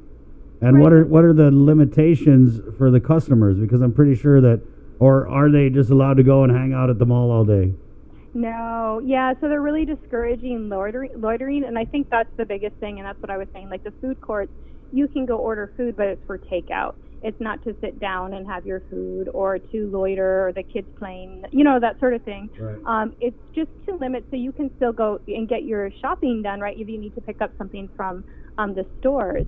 And, really those are retail stores, and they operate in a combined building, right?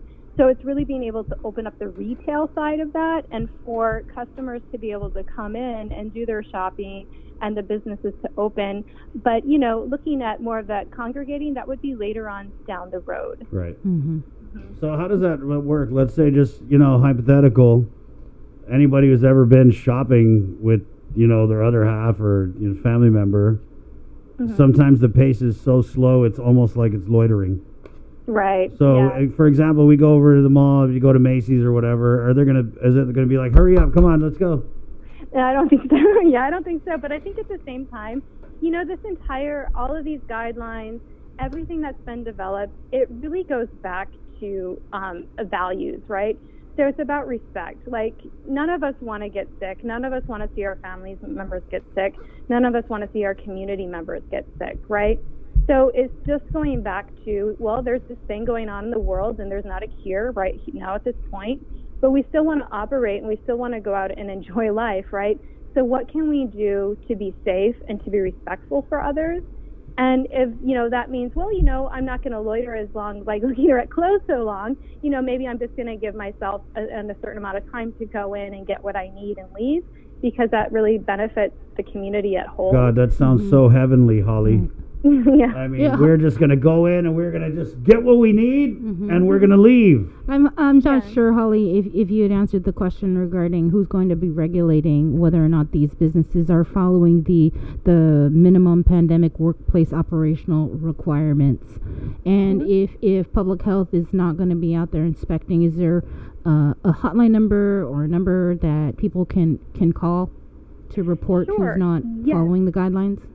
There is a number, and this is really, like, you know, I'm glad you brought that up, Sabrina, because it really is based on self-regulation in a lot of ways, and it's based on, you know, the public, of course, is going to report, right? I mean, that's just what it's going to come down to as far as, and I think that goes back to, I know, Chris, you're like, oh, it sounds so heavenly and ideal, but, you know, it's respect, and if you see something that's happening in the community that looks like disrespect, you know, as far as people not taking care of sanitary things, then people will report. That's just how it, you know, how we are, right, as people. So it's really about us self-regulating, and there are numbers to call. I don't have that specific number off the top of my head, but I can send that to you. Okay, yeah. Yeah. And just for, we know which businesses are going to be reopened come May 11th. That's the target date. What about, I know that in the initial presentation by Ricky, there was the column on the right, which was the spas, the gyms, a couple of other golf courses, a couple other industries. I know that it was mentioned that there is still the possibility that they can open within P Core 2, right? What do they need to do? Right, and it's really the same thing, you know, and this is what I had said in the beginning, like, it doesn't necessarily have to mean if your business is on the list, it's not there in P Core 2, that it can't be in P Core 2 at some point, right? So they just have to submit their industry guidelines, and they can submit those to public health.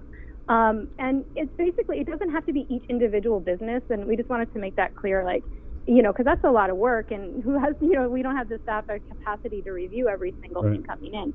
So it really is based on the industry. So say if I have, you know, a salon, and I already know the industry has provided that, I would just look at those guidelines and make sure that I'm following those, right? I don't have to submit extra things. But if I'm not on the list, like you said, golf courses, those sort of things, they would just be, you know, preparing their guidelines now if they haven't done so already, and then they would just be submitting them and just wait for the announcement. Okay, yeah, I have a copy of Public Health's workplace requirements, and then they do submit their guidelines to P Core 2 plans at dphss.guam.gov. So, Holly, are these businesses that are kind of on the bubble, are they making concerted efforts to discuss with the Recovery Panel of Advisors or Public Health how soon they can reopen, or are they just like, oh, we're not on the list? So.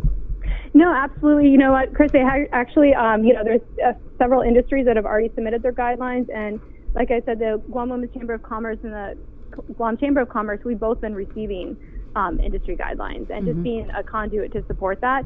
So we already have things ready to go. So literally as soon as the governor announces for the next opening to be, you know, she can start looking at these guidelines for the time being. So it's really, it benefits the businesses entirely to be prepared, to already be submitting things, to be really thinking out their plans on how they can roll out. You know what I mean? So to just be prepared. What happens? Sorry. What happens to, you know, you said it was self-regulation with people reporting into public health if they see something that's not following the guidelines. What happens if it's found that they aren't, and are there repercussions? Yeah, because right now they could lose their business license. Well, right now, you know, there's nothing standard, like there's no standards built, right? We're going through this, we're rolling out this plan, but basically what it means is that businesses could collectively all go back into P Core 1, and nobody wants that. You know, the community, we don't want to re-shut down, but the thing is, if you aren't following these things, you could then start, you know, the spread of COVID again. And then since we're doing this on a medically data-driven, you know, point, if those start spreading again and we're not below the 10%, we have to go backwards, right? You know what I mean? So it's not something that says your business has to shut, but it's like collectively, this is a collective process, right? So, I wanted to ask you because it's Mother's Day weekend, and I know a lot of the moms are just so concerned and really wondering about the reopening of the golf courses. Yeah, the golf courses aren't on the list right now, unfortunately, but, you know, we are pushing for that. They're really prepared, and, you know, they'll be considered at a later time. It's not just, there's the swimming pools that's on the right side. I mean, is the pool even working? The bingo halls are on the right side. Yeah. And, it's just, once again, we're going through this plan and each state, each country is completely, different, but there's some similarities in how they're rolling this out. And as we see the data, even collecting case studies from other countries that may have opened up earlier than us, it's really seeing what's been working and what hasn't been and kind of following that, So. Right. What about... And then, go ahead, sorry. I was just going to ask, so once we go into PCOR 2, then we monitor for the next 14 days from May 11th to see if all of the triggers are still intact and everything's okay, then we would move into PCOR 3. There's actually, originally it was a 28-day process. Was it? Oh, yeah, I thought it was 28 days from PCOR 1. Yeah. No, PCOR 1 to PCOR 2 is 14 days, and then the PCOR 2 is actually a longer period. Okay. However, saying that, there are phases within PCOR 2 that can be examined. For instance, they might in a week say, okay, let's figure out what's been going on with the data trends. Have we been still expanding our testing? Have we been doing the testing? Have we been doing the contact tracing? Yes. Okay, what do the numbers say? Below 10%? Okay, so we can make another decision potentially now to open up more businesses or just more, even like churches, those sort of things, right? So we're not just looking at businesses. This is an entire ecosystem. Even the daycare centers and the schools, you know what I mean? They're also being like, okay, let's watch this as it rolls out, right? So really looking at how we can interact more in the community, and that's all going to be based on those medical triggers. Holly, what do you know about... I'm sorry, but do we have to wait 28 days after PCOR 2 in order to be... No. Yeah, that's what I've been saying the whole time. It's looking at rolling out the 5-day kind of the math, right? Like looking at how this all rolls out together, and they're looking at it in different ways. So it's looking at phases within PCOR 2 instead of it just being like, you're in PCOR 2, this is what you can do, and then as soon as we hit 28 days, this is PCOR 3. Like, that's not what it's saying, because we're looking at the data as it comes through and aggregated. And these doctors, I know how to look at that specifically. Yeah, we get the wrong data, they'll shut it down, right? The doctors. I don't think they're going to shut anything down, and that's not what I'm, trying to say. Is they might just say, well, we need to wait a bit longer to open things up, right? They might say, you know what, that if you're only having 25% of people in your store, or meeting one-on-one with people and doing appointments, let's just continue that a little bit longer because it's starting to spike, or there's another wave. Right. Those kind of things. So it's not like we don't want to just go back to PCOR 1, and that's not what I'm saying. I don't think that would happen, because now people are going out there and they're putting better measures in place, right? So all of a sudden, there's contact tracing. You're wearing masks to your business. It's not like before where it was just everything's open, right? So the risk is huge. Right. So now we're implementing measures in place. So in that regard, businesses can still operate. There's a lot of businesses too who have gone online. They've pivoted their business structure, their operations. So they're continuing to operate because they have less risk exposure. So they're able to operate in that kind of way. Right. So it's also looking at innovation. What are the industry standards saying? And I know it's early, about the movie theaters. Have you got any plans or heard anything from movie theaters? I have not. No. Yeah. And that would be a PCOR 3 all the way, right? I can't say for sure, but yeah, I don't know. Okay. I mean, that's just something that we haven't even, we haven't seen on the list yet, because that's just, Okay. What discussions are being done regarding tourism?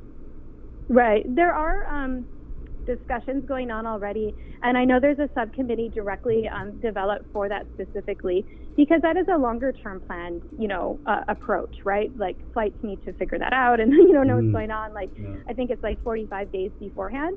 So they're already planning and starting to work on that, and so that's a good thing. I don't know the direct information because I'm not in that direct subcommittee, but I do know that it's being worked on, absolutely, because of course Guam's industry is reliant in many parts to tourism, right? A lot of our businesses and everything, so that is taken very seriously, to look at. So well, we thank you for sharing with us the information that you do know about Holly. Appreciate it so much. And anything in closing that you want to add on what could be the last Friday under this type of lockdown? Yeah, I just wanted to add real quick, right when this first started and we had our first COVID patients pretty much starting on Guam. My daughter actually was a presumptive COVID case, and I know 2 people in the community that are positive. So I just want to add that, this has been it hit me pretty hard real quick, and I'm sure like all of us, right? And just to go back to, none of us want to get sick. None of us want to see that in our family. Like, it was the worst 2 weeks of my life. You know what I mean? So, and just like looking at that and saying, how can we, as we open up, but we don't want to stay home forever. Like, my daughter wants to get back to dance. She wants to get back to doing things. All of us want our kids to go back to school, but we really need to do this as a community. And I think if we go back to how can we respect one another in doing this and everything we do, instead of like, oh, I have to do this or you have to do that. It's not about that, right? It's about, once again, going back to, we care about our family, we care about our community, and how can we do this really together? So, yeah, that's just what I want to leave a note on. Well, thank you, Holly. I'm glad to hear that your girl's doing better. Yeah. Thank you. And I, too, want to get back into dance. Oh, yeah. All right, take care, Holly, and thanks for all your work on this plan. Absolutely. You wash your hands. That's right. Okay. Take bye. care. Hey, it's 8 o'clock. We're KUAM FM in Hagåtña, Guam. Good morning. Jumping over to TV 11, KUAM TV 11. Thank you guys so much. Good morning to our viewers over at the Government of Guam Hotel Quarantine and Isolation Facilities. We're going to do news, COVID-19 headlines coming up with Serena Salas Matanani. And we'll start the show here at 8:01. We'll take a little break, and we're coming back with more containing COVID on Guam's favorite Good Morning. Ambrose Inc., bringing you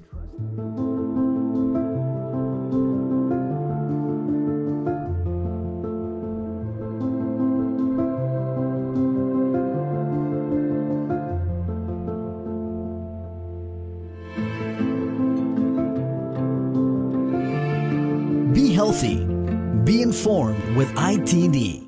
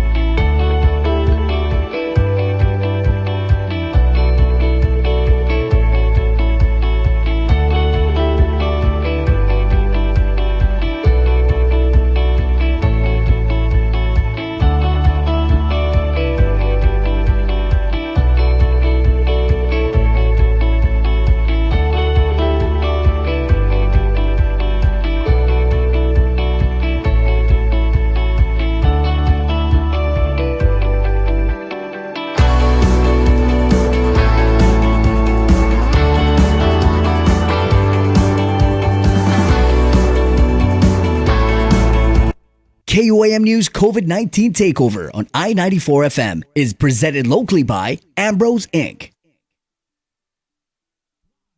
With the new challenges we're all facing, First Hawaiian Bank wants to make sure you have access to your financial world.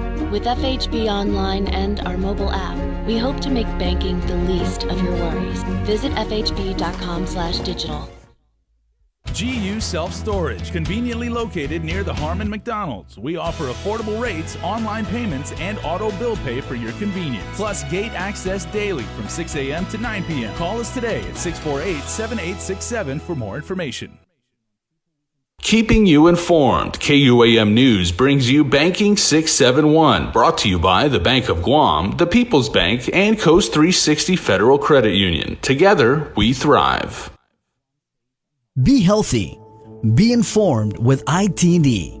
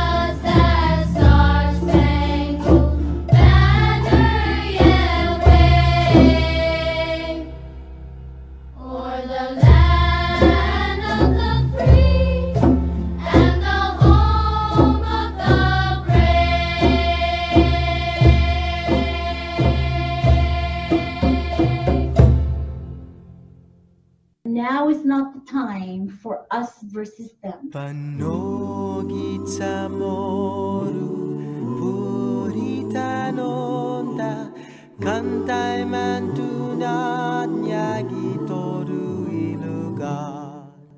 GMH Administrator Lillian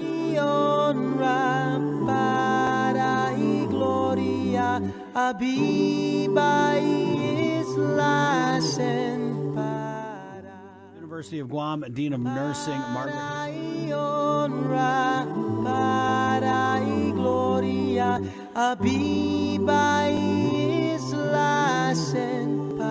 There is light at the end of the tunnel.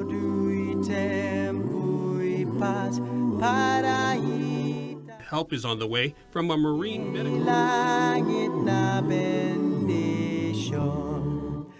Contrai peligro na fansafuham Deus protegis languam. out in the public where all are more exposed. 585 have tested positive. Protegis languam.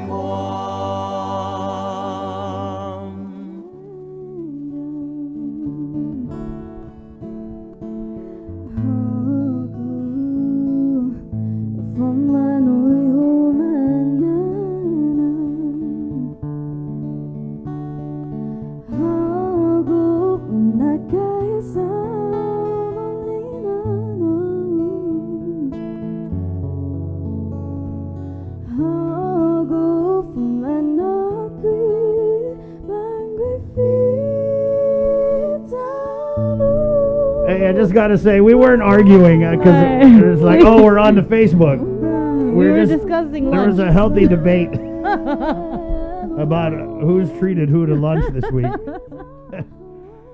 thought, yeah, wow, looking at the playback, it looks like we're arguing. It kind of looks like Regine in session. They're like, huh? You want to read that out to me? That's how rumors get started. Hey, it's 8:11. Good morning. Proudly brought to you by Calvo Enterprises, Ambrose Inc., and IT&E, Coast 360, and the Bank of Guam. It is the KUAM News takeover of Guam's favorite I-94 containing COVID business. And there are so many ways that you can catch the show right here on the radio where it all began. Thank you to I-94's program director, Andy Wheeler, for allowing us to move in here temporarily and bring you guys this 4-hour multimedia radio broadcast extravaganza. Of course, there's an audio stream on Docomo Channel 10. We're also streaming at KUAM.com and on the KUAM News app. And we are now on KUAM TV 11. Good morning. Good morning. Hafidi. And last but not least, to our Facebook Live viewers, yes, thank God it is Friday. All right, your programa Dura Salapi Tautau thing is, they're printing checks today, okay? So if you're one of those lucky people who qualify, if you haven't applied, go to DPHSS at Guam.gov. Right, there's a 16-page application. Okay, the only thing you don't got to put in that application is a blood sample. That's a lot of stuff, but you know, I believe we put it up on our website. Yeah, I Yeah, think we so, did. on our app too. All right, and so get that, and of course the stimulus has landed, and Daphne from Revan Tax has said that they're going to start printing those stimulus checks next week, and to me, next week means Monday.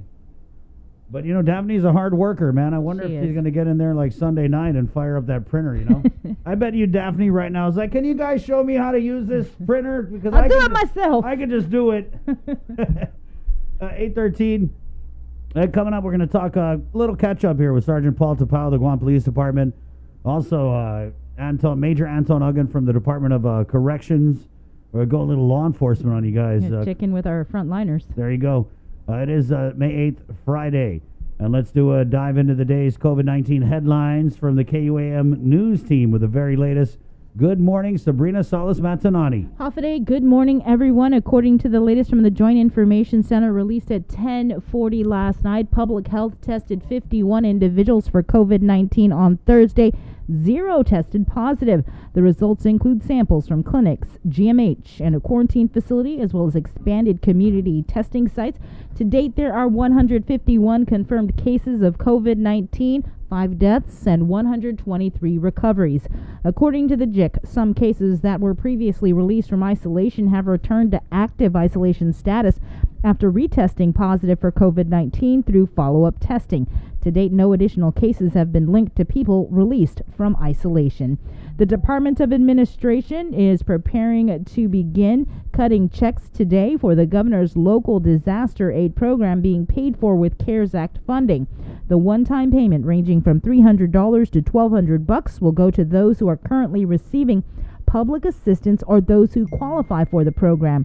The eligibility criteria was expanded as a result of the COVID-19 crisis. The last day to apply for the governor's program is next Friday. The 16-page application can be found on KUAM.com or Public Health's website. Meanwhile, Department of Revenue and Taxation Director Daphne Shimizu and her staff are working feverishly to process long-awaited federal stimulus checks. As reported, DRT received $107.8 million of the $134.8 million in federal CARES Act money for the stimulus checks. Shimizu says they are targeting to start cutting those checks early next week. Well, we have heard a lot about the $117.9 million in CARES Act funding received by the government of Guam, and most recently the $107 million received by DRT for local stimulus checks. But according to documents received by KUAM, the local government has received or will be getting millions more from the Trump administration. Here's the breakdown with Jason Salas. As of April 27th, FEMA obligated $10.1 million for COVID-19 response efforts on Guam and will continue to obligate additional dollars per validated state's request. As of April 23rd, through Coronavirus Preparedness and Response Supplemental Appropriations Act and the CARES Act, the CDC provided over $1.9 million to Guam. As of May 1st, HHS awarded over $736,000 in CARES Act funding to the Department of Administration. Medical providers on Guam were allocated more than $9.3 million for the first round of funding from the Provider Relief Fund, with most of that provided by April 10th. As of April 27th, Guam received over $21 million from HHS through the Provider Relief Fund, CDC, and HRSA health centers and other HHS grants. As of April 16th, the SBA issued over $102 million in loans to over 500 Guam small businesses. As of April 19th, the SBA approved 334 economic injury disaster loan advances up to $10,000 for local small businesses impacted by coronavirus. These funds, as authorized by the CARES Act, do not need to be repaid and have totaled more than $1.6 million on Guam. $117.9 million CARES Act is from the U.S. Department of Housing and Urban Development, as HUD made over $2.6 million in COVID-19 funding available to Guam grantees via CARES Act authorizations. On March 26, DOI's Office of Insular Affairs announced $858,000 in Technical Assistance Program emergency funding assistance to the Pacific Island Health Officers Association to procure GenExpert testing kits and a pair of machines for the U.S. Pacific Territories and FAS. Guam awarded $12 million in CARES Act under the Office of Insular Affairs TAP program to support efforts to prepare, prevent, and respond to COVID-19. Guam was awarded $1.5 million in dislocated worker grants to Guam. On April 17th, Department of Agriculture Secretary Sonny Perdue and President Trump announced the Coronavirus Food Assistance Program to assist farmers, ranchers, and consumers on Guam and across the nation in response to COVID-19. The $19 billion relief program will provide $16 billion in direct support based on actual losses for agricultural producers and $3 billion in purchases of fresh produce, dairy, and meat, including producers on Guam. The U.S. Department of Transportation allocated more than $2.7 million in Federal Transit Administration funds to help GRTA to respond to COVID challenges. The DOT awarded $20.6 million from the FAA to help fund continuing operations and lost revenue for the Guam International Airport Authority.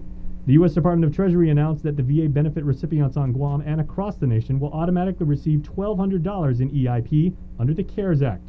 And the U.S. Department of Justice allocated nearly $3 million in funding to Guam through the Coronavirus Emergency Supplemental Funding Program to respond to COVID-19. Meanwhile, Speaker Tina Mooney Barnes has called for a virtual informational briefing on Thursday, May 14th. at 9 a.m. to discuss the government of Guam's response to COVID-19. It is scheduled to present our designees of the governor. GDOE Superintendent John Fernandez receiving word from the U.S. DOE that Guam is receiving over $54 million for the island's Education Stabilization Fund award.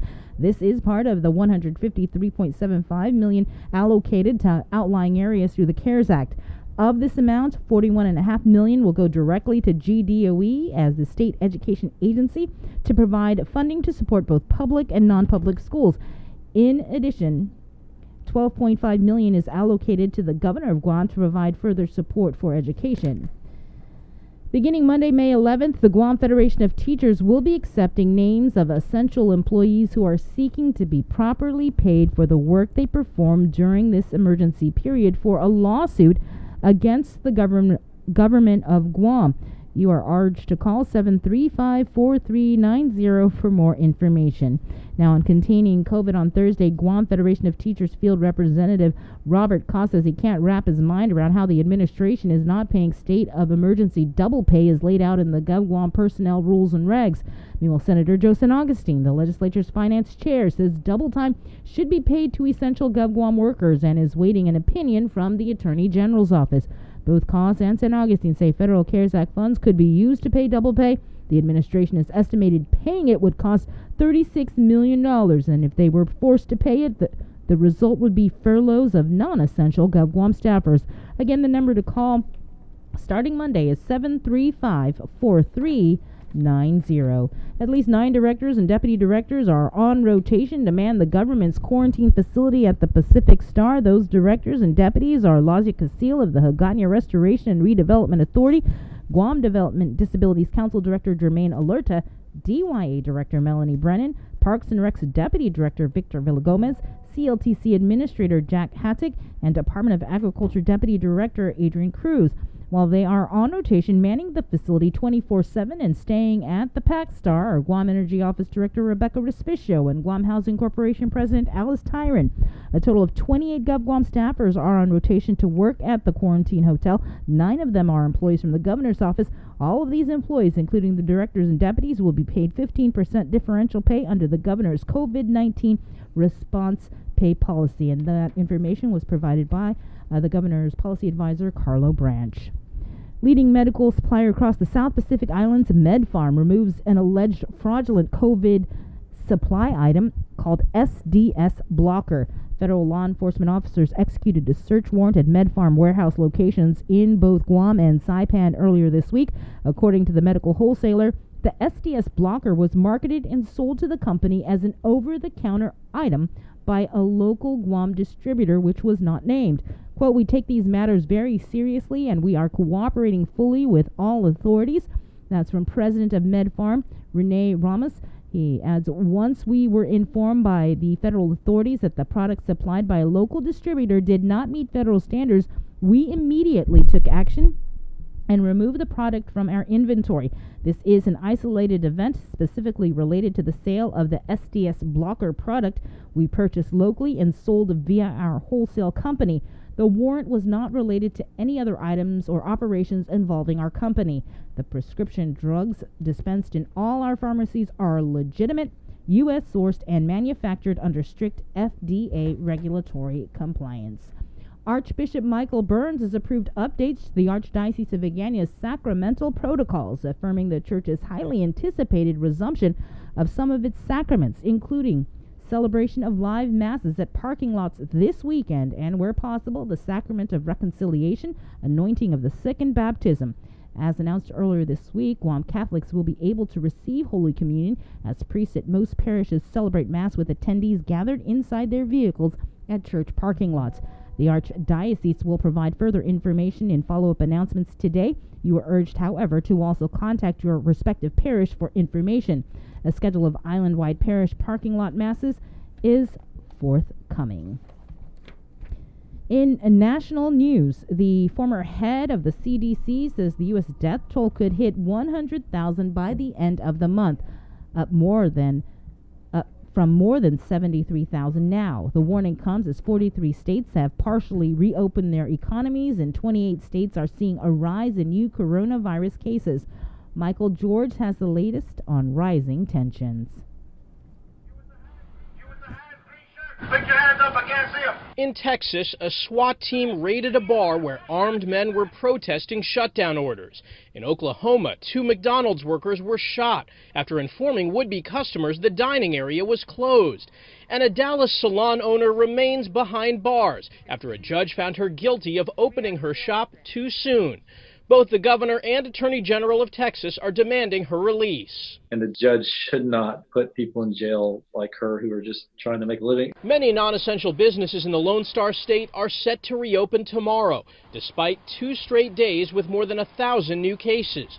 California is also set to reopen some non-essential businesses Friday, and mayors in both San Francisco and Los Angeles are pushing back. There are things still in phase 2 that absolutely we are not prepared to take those steps forward. Former CDC Director Tom Frieden says there is reason for concern. He warned Congress yesterday the death toll could hit 100,000 by the end of May. Bad as this is, we're just at the beginning. The virus has essentially an open field run. A new report from the Associated Press finds the primary source of infections in the U.S. came from here in New York City. Specifically, people traveling from here to other parts of the country before social distancing restrictions went into effect in March. Some of the newest hotspots are in rural areas. An employee at this Missouri pork plant died yesterday after he and nearly 3 dozen other employees became infected last month. The plant remains open. In Iowa, this Tyson meat processing plant will reopen today. More than 400 employees contracted the virus. Everybody's scared. Everybody. I don't know. Because I need money. Tyson says the plant will have an on-site clinic and that employees will be screened daily for signs of the virus. Michael George, CBS News, New York. One report, Bank of Guam will be reopening its Upper Tumon branch beginning Monday, May 11th, as with the Hagåtña and Anderson branches, as well as the Tumon drive-through. Upper Tumon branch's hours will be 9 a.m. to 1 p.m. Monday through Friday and closed on Saturdays. Also beginning Monday, May 11th, the Bank of Guam will open its Hagåtña and Garapan branches and drive-through services for Manumco, plus one helper from 7:30 a.m. to 8:30 a.m., also Monday through Friday and again closed on Saturdays. Bank of Guam President and Chief Executive Officer Ken Cook notes with the gradual reopening of Guam's businesses coupled with the need by our community to access stimulus funds, we are very carefully expanding our branch network while providing special hours to assist our Manumco. Social distancing and hygiene measures will continue to assure the safety of our employees and community. Meanwhile, Coast 360 this week reopened all of its lobbies for teller services and scheduled appointments. Member center hours are Monday through Friday from 9 a.m. to 2 in the afternoon. The credit union, however, remains closed on Saturdays. Please note that you must wear a mask for entry. And that is your Banking 671 report, sponsored by Bank of Guam and Coast 360. And finally, we have a special birthday shout out. This is to Major Josephine Blas's grandmother, Josefina Yamanaka Blas. She wishes her a very happy and blessed birthday tomorrow. She is turning 105 years old. Happy birthday. Happy Mother's Day. Yeah, and happy Mother's Day. Viva Manumco! And you know, May is Manumco month. Yeah, that's right. So they had to cancel a lot of the activities that were scheduled for them. So happy birthday, Mrs. Blas. And happy early Mother's Day to all the moms out there and the single dads. 8:28, let's go over to the NMI, continue with our news. Tomas Manglotnia is standing by with the latest on COVID-19 in the Northern Marianas. Good morning, Tomas. Good morning, Chris. KOAM spoke with Saipan Chamber of Commerce Executive Director Maxine Laszlo and its President Velma Palacios on their reaction to the Governor's Fiscal Response Summit. Here's a clip after we asked them if they expect businesses to pack up and leave after COVID-19 hit the Mariana Islands. Take a listen. But it just depends how these next few months go, and it won't just be businesses, it would be individuals as well. So we're fortunate that hopefully everyone will be able to get the pandemic unemployment assistance. But at the end of the day, if there aren't jobs here, if there aren't industries here, and we talked about this with the governor and the legislature in March, that we'll be afraid of a mass exodus. And so trying our best to get the economy going. If there are other types of tourism that I know that have been thrown out as of recent, that would be more safe more isolated things that weren't necessarily as widespread. That's been discussed as well. But right now, I think that we're still like in the thick of it and still looking forward of how do we start planning to come out of this. But you're correct. Again, that's why I mentioned that a lot of business owners are, trying to make that decision whether to continue to remain, in business or to just try to stay in operations for this short time, because, some of the business owners that I have spoken to, they are still in operations because they want to help out the community, like restaurants and all that. But they're still suffering a loss. But, they feel that it's their responsibility to kind of also contribute to the community and also try to keep their employees, employed. So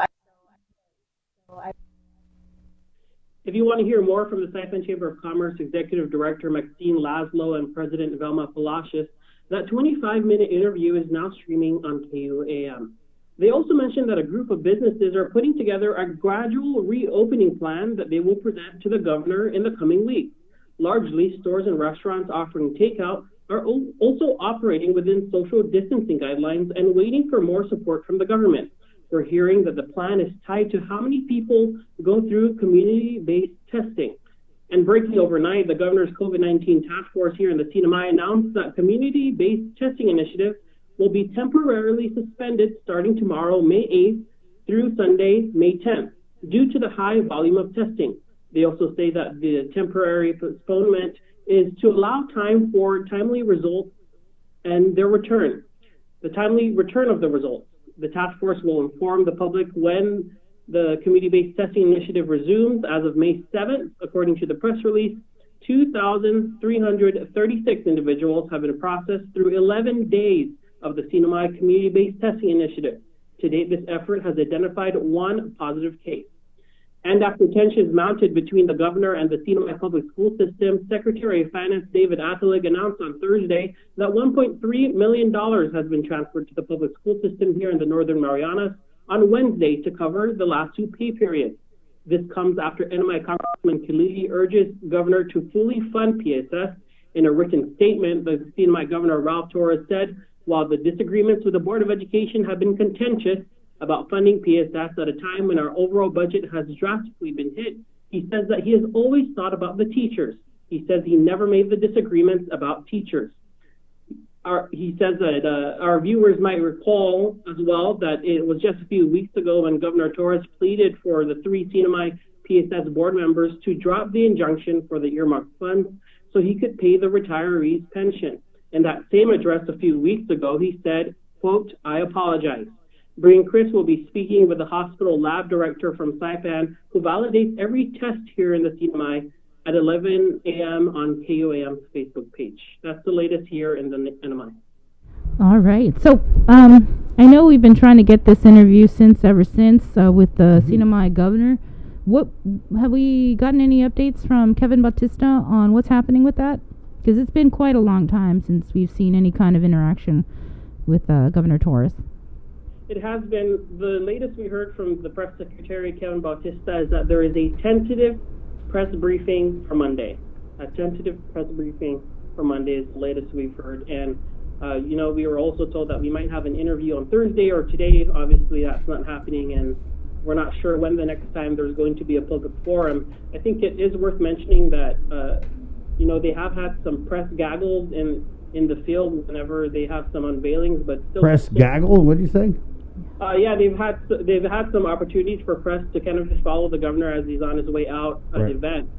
So, though with social distancing, some like myself, speaking on my behalf, can't go because of that social distancing. So there hasn't been that online forum for all media to participate. So we're hearing right now that there's a tentative press briefing, but beyond that, it's really uncertain. What's the deal, Tomas? Is it that the governor of the CNMI, I feel like he's just scared that someone's going to ask him about the FBI or the casino. Or not scared, he just doesn't want to deal with that. So. Yeah, and I think I asked the press secretary, what is going on, and the response continues to be the governor is busy and that he wants to focus on his FEMA briefings. Now, I don't know how often he's in those briefings or if they last the entire day. Of course, KUAM on its end has offered this radio show, 6 a.m. to 10 a.m., and the one-on-one interview.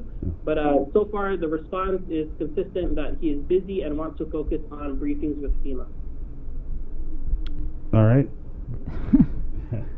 No time, but he has time to speak on Facebook, where he doesn't have to answer any questions. Yeah, and this is something that is shared by journalists on Saipan reporting for the local outlets as well, who say that they're also told, simply just wait for the press release. And Bri, I know we're going to be airing that story tonight, the scathing report from the U.S. Press Freedom Tracker on restrictions on the press for the CNMI and even Guam is mentioned. Right. Wow. Yeah, it's an interesting report. I got a chance to read it. So I guess everybody else, it'll probably go online sometime today. Yeah. Before the 6 o'clock newscast. Thank you so much, Tomas. Thank you both. Have a good day. All right, be safe. Yeah, it's Tomas Maglotnia, of course, our man in the Northern Marianas Islands. Could you imagine, though, if the governor, Governor Leon Guerrero, didn't hold a press conference or any kind of briefing for over a month after, announcing the first positive, and then you just MIA the whole time. Well, not MIA, but, not even talk to the people, except through Facebook and controlling the narrative. And they do music videos. Yeah. Right? So if you watch these CNMI, what's his Facebook? It's off CNMI Governor or something? Something like that. They do these highly produced videos, and they put in like that 80s soundtrack guitar music where they're wheeling the test skits across the runway of the airport, and you're like... Yeah, he's basically doing like a news report. We have just received 20,000 test kits. Yeah. As you can see behind me, there's the like airplane. A news report, but I mean, if you're trying to be like a state-run news organization, then I'm not sure if living under these flags we're living under if it's a good idea. Hey, it's 8:36. Let's go over to get Nestor Lecanto, of course, who covers business and economy, legislature for KUAM News. Nestor, we just wanted to bring you on, and I know that you're following very closely the gradual reopening of the island that's supposed to happen on Monday. So what have you got for us? Well, so far we're still awaiting the official word from the governor to declare it PCOR 2 on Monday. But I think, as you know, everybody's pretty much operating under that assumption that on Monday there will be additional non-essential businesses that will be allowed to open. I think Bri was reading off a list of those earlier today. So in addition to those essential businesses that have been operating throughout the crisis, there will be additional businesses, including beauty parlors, barbershops, salons, and those other businesses. And they did point out that because the governor's team met with the Chamber of Commerce and the Women's Chamber of Commerce yesterday to go over what the criteria is for reopening and to answer some of the questions that were sent in earlier from all the different businesses. But basically, if you wanted to break it down into its simplest terms, public health is in charge because this is a public health emergency. They're the ones that came up with the criteria, and they have two concerns, basically, is that you must ensure the safety of the customers, and you must ensure the safety of your employees. And so they set out a bunch of different criteria that I think Ricky Hernandez went over. And so for businesses, and they're not doing individual businesses, they're doing it by industry. So, and of course, each industry, each business has different ways of operating. So let me use golf as an example, just randomly picking golf. So in a golf business, the customers where they would be subject to like possible infection would be in a cart. Typically, when you're in a golf course, you play, there's two to a cart. You sit next to each other and drive to your golf ball. So what the golf industry would say was that, okay, in order to ensure social distancing, we'll only let one person ride in the cart. And like you pick up a metal flag that's where the golf hole is, that can remain in the hole, that they wouldn't be allowed to, golfers wouldn't be allowed to pull the golf pin out of the hole, which actually is pretty good because that's part of the new rules of golf anyway. So those little unique things to businesses are what they need to submit to public health, and public health will review that and see if that meets muster with what they're wanting to do, and then they'll say, okay, business, this industry rather, can open as well. So even if they're not going to allow golf courses, for example, to open on Monday, doesn't mean that they won't be able to do so by Wednesday, as long as they submit those documents that they will agree to adhere to public health and public health consensus blessing. That's kind of a simplified way of explaining it, as I understand it. Yeah, and I raised the question for all the mothers out there who are going to be, observing Mother's Day this weekend. What about these moms who want to go golfing? Yeah. What about these moms who want to go golfing? Oh, I know what I'm doing. Yeah, so that was the discussion yesterday at the Chamber of Commerce and the Women's Chamber of Commerce held for their members with the governor's team, recovery advisory panel. Go ahead. No, go ahead. No, that's what I was going to say. Okay, I wanted to ask about the SES meeting, and what was your takeaway from that? That was a marathon. Yeah, it was long. We're talking about the Special Economic Services meeting for those of you who aren't familiar. Yeah, so the governor's fiscal team was there. Lester Carlson, Ed Byrne, Daphne Shimizu was there. Ricky Hernandez. Did I say Ed Byrne's name? And then also the OFB, Office of Finance and Budget. Ricky Hernandez was there. He actually used to be the head of the Office of Finance and Budget. It's now Steve Guerrero.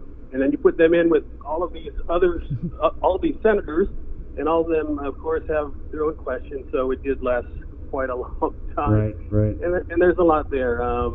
What we used yesterday was just an exchange between Lester and Senator Therese over what she was trying to get a better understanding, I think, of what the budget picture is and where we're going to end at the end of this fiscal year, which of course will be on September 30th.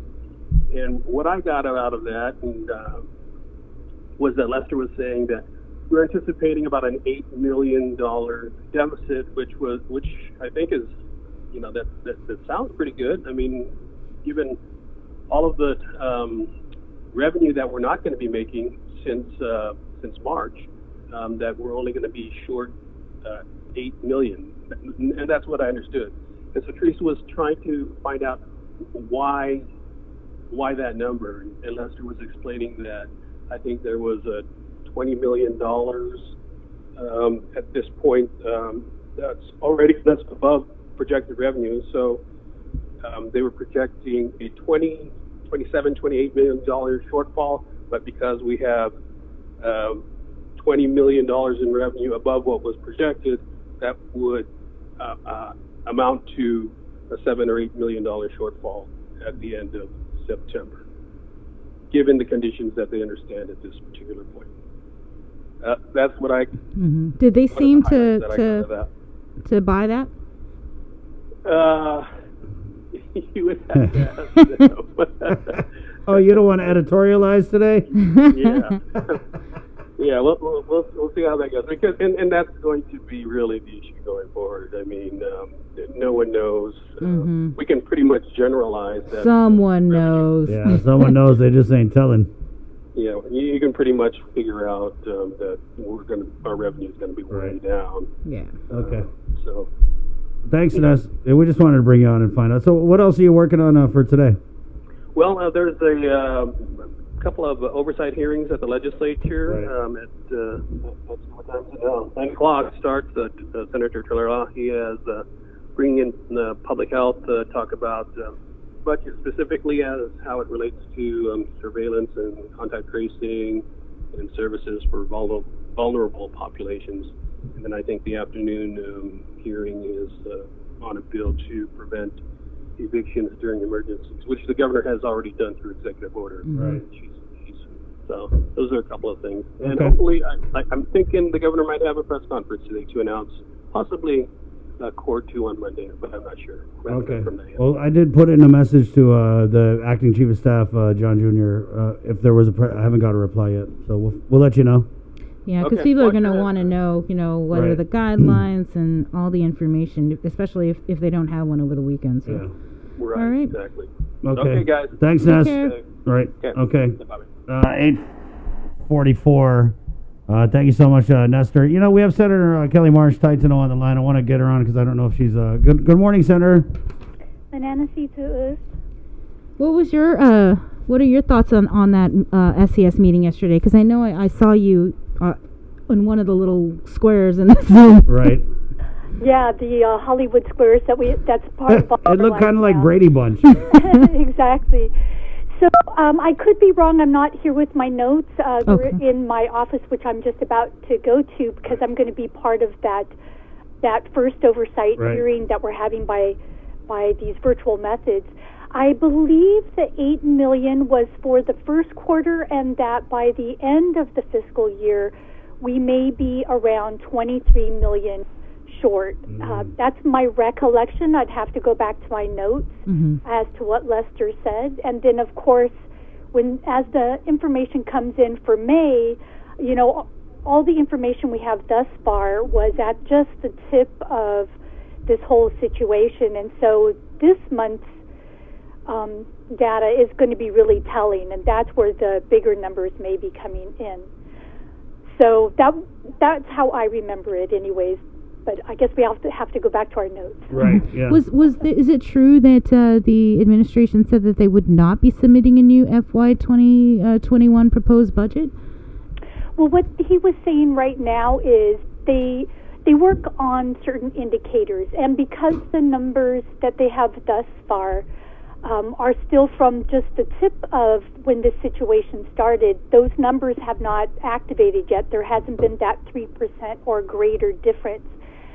So he mentioned a couple of things. One, that once it gets past 3%, then that tips it for them, and they get to work in that way. But the other was, instead of making this a 2 or 3 step process, he was saying it may be more efficient to continue with the hearings and then just discuss it all together where that belt tightening might need to occur. So we'll see as we go forward what OFB's approach will be, whether they want to hear from the Department of Administration first and then we'll have the hearing, or whether we're going to do it all together, or maybe a bit of a hybrid. Yeah, there was a lot of areas that was covered during that SES meeting. Was there anything? Yeah, was there anything that was revealed that kind of stood out to you or that kind of shocked you? Well, one of the things that was real important to me, and so I had a couple of questions about the tourism industry, because it is such a large part of our economy. And so I had attended or viewed anyway that webinar they had on Friday, which I'm so glad that the different entities like the Chamber of Commerce and the Hotel and Restaurant Association were a part of that, and they're being real thoughtful as they're going forward. But we need a whole lot of research and other things going on. If it's kind of like, if we clean it, will they come? So, when we get our social distancing down, we still have to make sure they're going to come. And so I asked them, and they said that they are researching, because we have to understand their attitudes and what's going on in their countries. If we clean it, if we have our social distancing in place, but they're not comfortable, or their country's not letting them leave, or certain other things are happening, we need to be on top of that. So I was also asking him what other types of tourism might be able to fill the gap. Is it business tourism? Not necessarily conference, because that's a large gathering, but how much business tourism do we have? So they are doing that research, and I think that's going to be real important. It's important for us to continue to diversify. I think maybe this is a bit of one of those wake-up calls that we need to continue to diversify, but we have so much infrastructure in tourism. We really need to be be on top of understanding how to stand that back up as possible. We just want to get right into this. It's something that Sabrina's been bringing up the last few days. This CARES Act budget proposal that was submitted to the legislature, and specifically some of the, and I'm understanding, because I spoke with the director, Lacia Casil, about this, that these are proposed items that they want to procure or to get with this CARES Act funding. Bree, did you have that list? There was she actually sent it to me, Senator. I guess just on its face, and we'll go into the specifics of it. I think all the senators were provided this budget expenditure from Lester Carlson, and just one of the things that stood out was for HRRA, the portable air purifier, UV air cleaning material, portable air purifiers. Right, and then 7. An iPad. Yeah, an iPad. And some of those things. There was two other Think Center laptops, some external drives. So what was your take on that? Because I wasn't sure how you felt about that. I know that you've kind of been a tough oversight on HRRA, so just kind of wondering. Well, I think I'd put it as a fair oversight, because they're looking at $1 billion potentially of development, and it's been going on for 25 years. So, it's important to, as with all oversights, DPR, the museum, the Chamorro Village, we need to know what's going on in there. And, when I saw the budget, I'm sure it went through every senator's mind. They thought about their oversight agencies, and when they were looking through the CARES Act, and I was extremely concerned for a variety of reasons. And I'm just about ready to send out a letter. We started that letter that same day that we were having session when we received the budget for the CARES Act, because there are a whole lot of things that I think are important to understand that budget. I'm writing to get a full explanation. I want clarification on how they prioritized the needs. Why are some essential entities there but others are not? Why are some non-essential entities there but others are not? What was the criteria? Did they offer this opportunity to everyone? Did they ask everyone? Part of what's going through my mind is if they asked everyone, and some of my agencies, I need to make sure that they all responded, and that they all A, had a fair opportunity to respond, but B, they did their due diligence to respond. So is there not being there because they didn't respond? I need to find that out. And, and also looking at, trying to understand this criteria. We have other parts of my oversight that have high public traffic areas like the museum.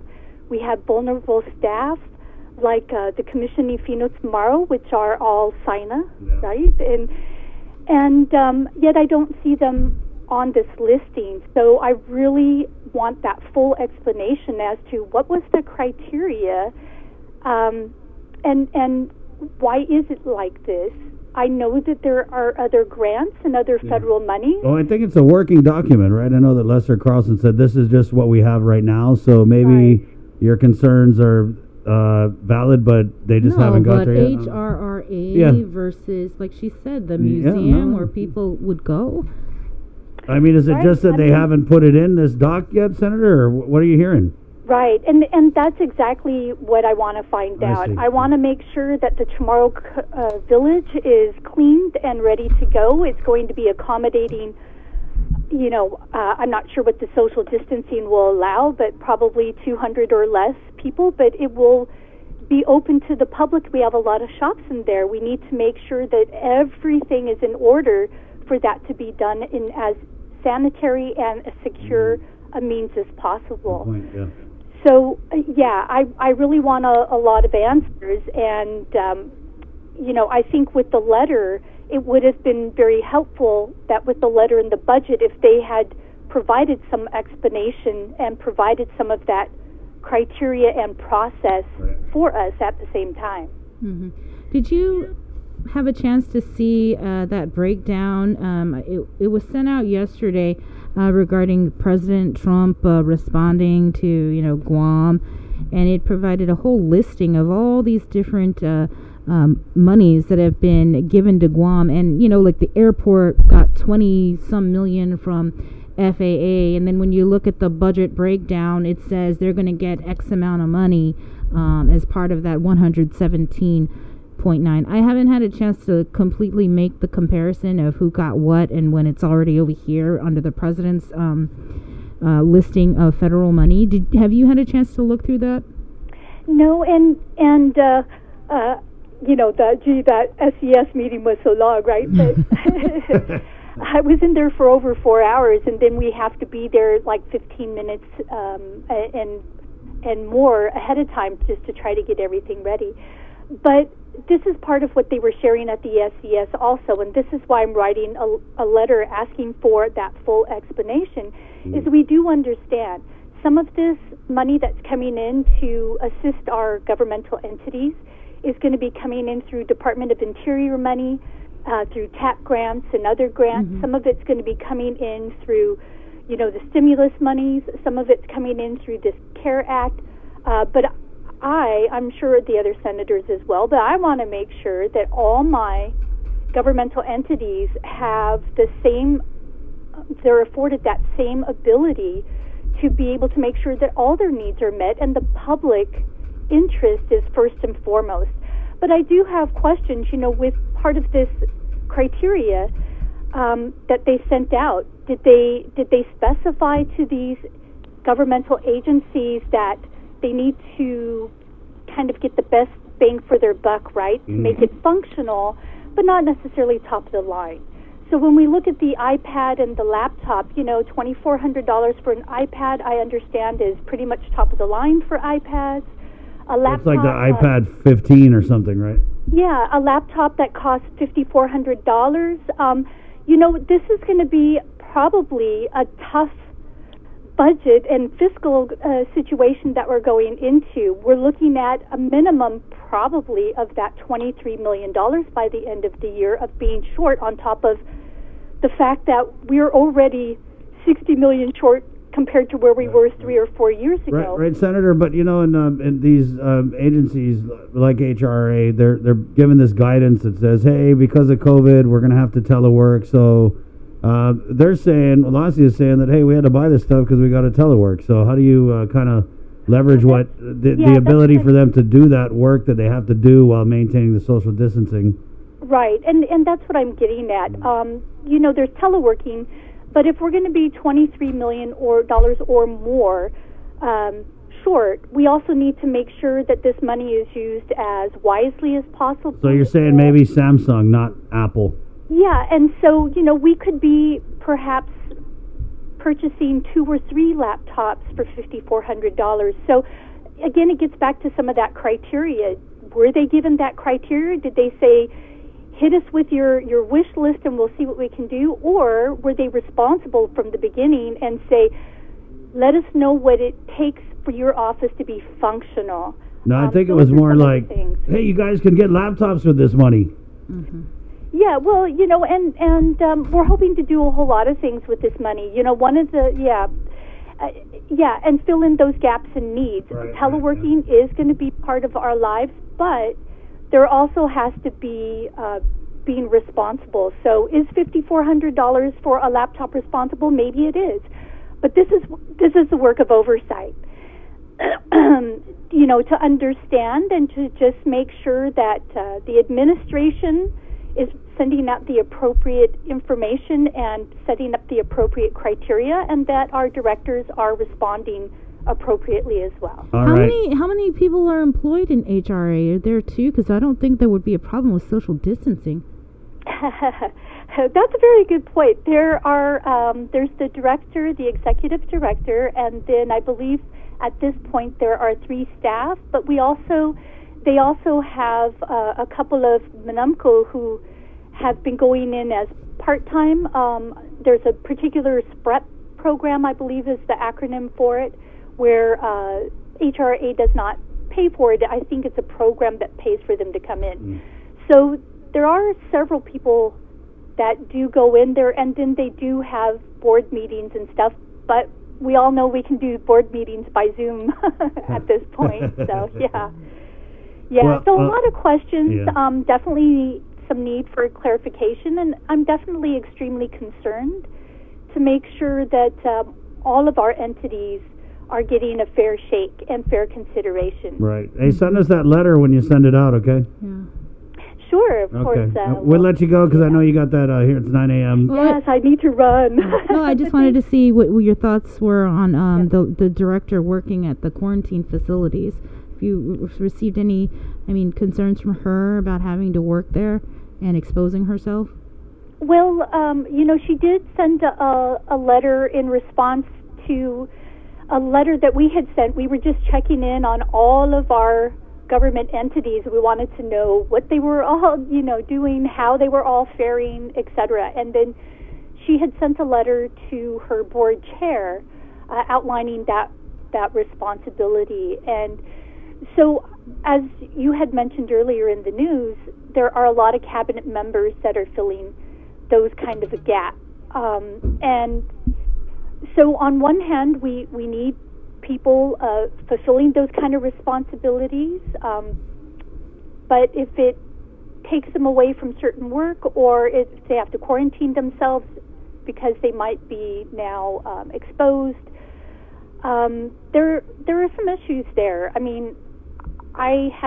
When I had first heard about this situation, I had thought maybe not the heads being directly exposed to an agency, because if they're down and out, it's maybe a larger impact to an agency, in the big picture. Mm-hmm. So, but that was the administration's approach. Well, we heard that nobody wanted to volunteer. What I'm hearing, because I spoke to a couple of these directors yesterday, and they were just so. But why couldn't we have the National Guard go in? I don't know. Right. We have other options. We have the National Guard, and we have people within their Public health, maybe, if entities. if it's a public health quarantine facility. Yeah, everyone is important, but directors and so forth, they serve different roles. And so if they're down and out with flu-like symptoms or something else, or having to, of course we don't want it to happen, but if they had to go to the hospital because they were directly exposed and had to go in, it would be a great loss. So I'm sure that's something the administration weighed out to a degree, but yeah, there could have been different options. Right. Okay, Senator, we'll let you go now. Thanks, Senator. Okay, yes, I'm on my way to my virtual hearing. Okay. Have a good day. Wash your hands. 9:01. And we take a little break. We got Sergeant Paul Tapau of the Guam Police Department coming up next for KUAM FM Hagatnya. It's the KUAM News takeover of Guam's favorite Good Morning. Remind Mom that she's...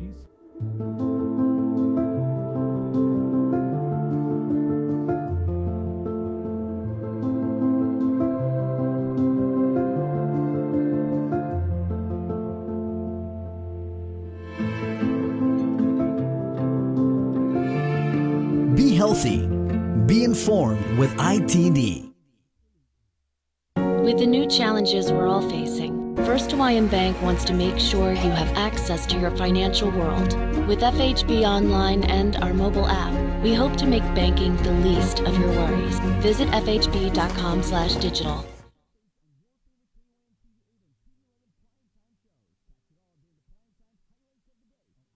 GU Self-Storage, conveniently located near the Harmon McDonald's. We offer affordable rates, online payments, and auto bill pay for your convenience. Plus gate access daily from 6 a.m. to 9 p.m. Call us today at 648-7867 for more information.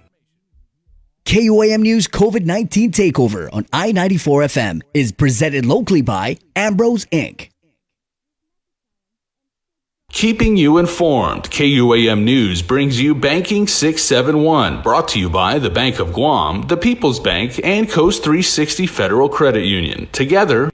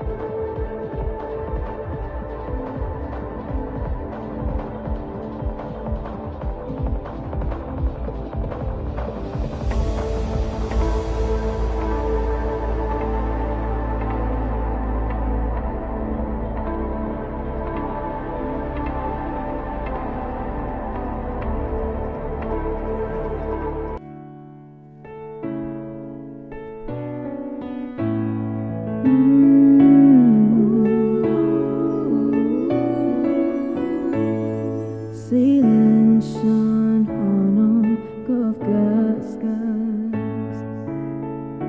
Tranquilo, na cascas. Amor e paz para coração. Yes, it's Friday. Paz para coração. Guam's favorite, I-94. Good morning. 9:06. Coming up, Major Anton Uggan of the Department of Corrections. Before you go to prison, though, you got to get arrested. So let's get from the Guam Police Department, Sergeant Paul Tapao up onto the show. Good morning, Sarge. Hey, Hey, Paul. Good morning. Hey, good morning, Sabrina. How you doing? I'm, hanging in there. How about you? We're good. We're good. Everybody, everybody else hanging in there and taking it day by day. Yeah. It's been busy for you guys recently with what's been happening with the fatal crash and then the death investigation. Yeah, that was a pretty busy day, 2 days. I know we did our detectives just concluded wrapping up the death investigation, which netted the arrest of Juan Mendiola. So, the charges were laid for it. So, we'll give him he has an opportunity to address those charges in court. Mm-hmm. And we move forward from there. I think the only thing that we have pending is the autopsy to move forward with the full determination of the manner and cause of death. So once our detectives tie up that part of the portion, then a full report has been presented to the courts, and like I mentioned, Mr. Juan Mendiola will have his opportunity to address the charges that were brought forward by our detectives. Sarge, I don't know if you had an update on the murder of Juan Uggan. This is a story that I've been following, and last I heard, and obviously we haven't been able to talk to the family during the COVID pandemic, but has there been any breaks in that case, or is it? I guess just tell us the status of it, what you do know. It's still active. These are cases in which we continue to look for more leads, more opportunities, more information. And when I had the briefing, when we made the arrest on Mr. Mendiola, I was also back briefed as to the status of where our detectives are at with the Juan Uggan incident that happened in Manila. And I was assured by the officer in charge, the sergeant that was present during the briefing, that the officers are still actively working at it. They still continue to meet with individuals that that they need to finalize or to gather more information. So that's still an active investigation that hasn't been placed in any cold case file. Mm-hmm. Okay. I wanted to follow up. We a couple weeks ago, early on, we were doing interviews with Vero, victims advocates, reaching out with former Speaker Judy Wampat, and she was expressing concerns about the whole lockdown and women, men, in quarantine together, and one might be an abuser. Have you seen an increase in family violence, domestic violence? Is that something that GPD has seen a rise in, those particular types of crimes? Yeah, we've had calls, and we understand the situation, what's happening nationwide. And last month we did celebrate Victims' Rights Month. Last month, and Attorney Daniel Summerfleck, who's now at the Public Defender's, was a real advocate for the victims. But what we're tracking stateside is really they've taken it a step further by addressing what they can do to address those victims that where they're surrounded, where crimes that are happening behind closed doors. So here in Guam, we have our advocates, and we work closely with our community partners. Our nonprofit organizations, our NGOs, such as Vero, and in addressing these issues. But the reports are still coming in. Whether we're seeing more reports, it's really hard to tell because our records and ID section has been affected too by the COVID, and we've ceased operations there but to really get a grasp and understanding whether we saw an uptick or a steady consistency. That one was really, something in which we need to do with records and ID to determine how the home quarantine or the home isolation affected those that are victims of either domestic violence or sexual abuse, because these are crimes behind closed doors. So it's really the courage of the survivors to come and take a step forward and really just reporting it. Mm-hmm. We're about to, the strong possibility we're going to go into PCOR 2 on Monday. So we're going to see more people out on the road, more activity out in the community. What is GPD doing to prepare? Same thing that we've been doing day in and day out. We still have our operations that consist of COVID. We still have our quarantine sites that we still have to man. We're grateful that we were able to shift personnel that were stationary or assigned to the roadblock. So now we've beefed up our patrol efforts. So we've seen an increase with patrol officers that each precinct has, and we still continue our operations. But as it presents itself on Monday, we are also anticipating our services bureau.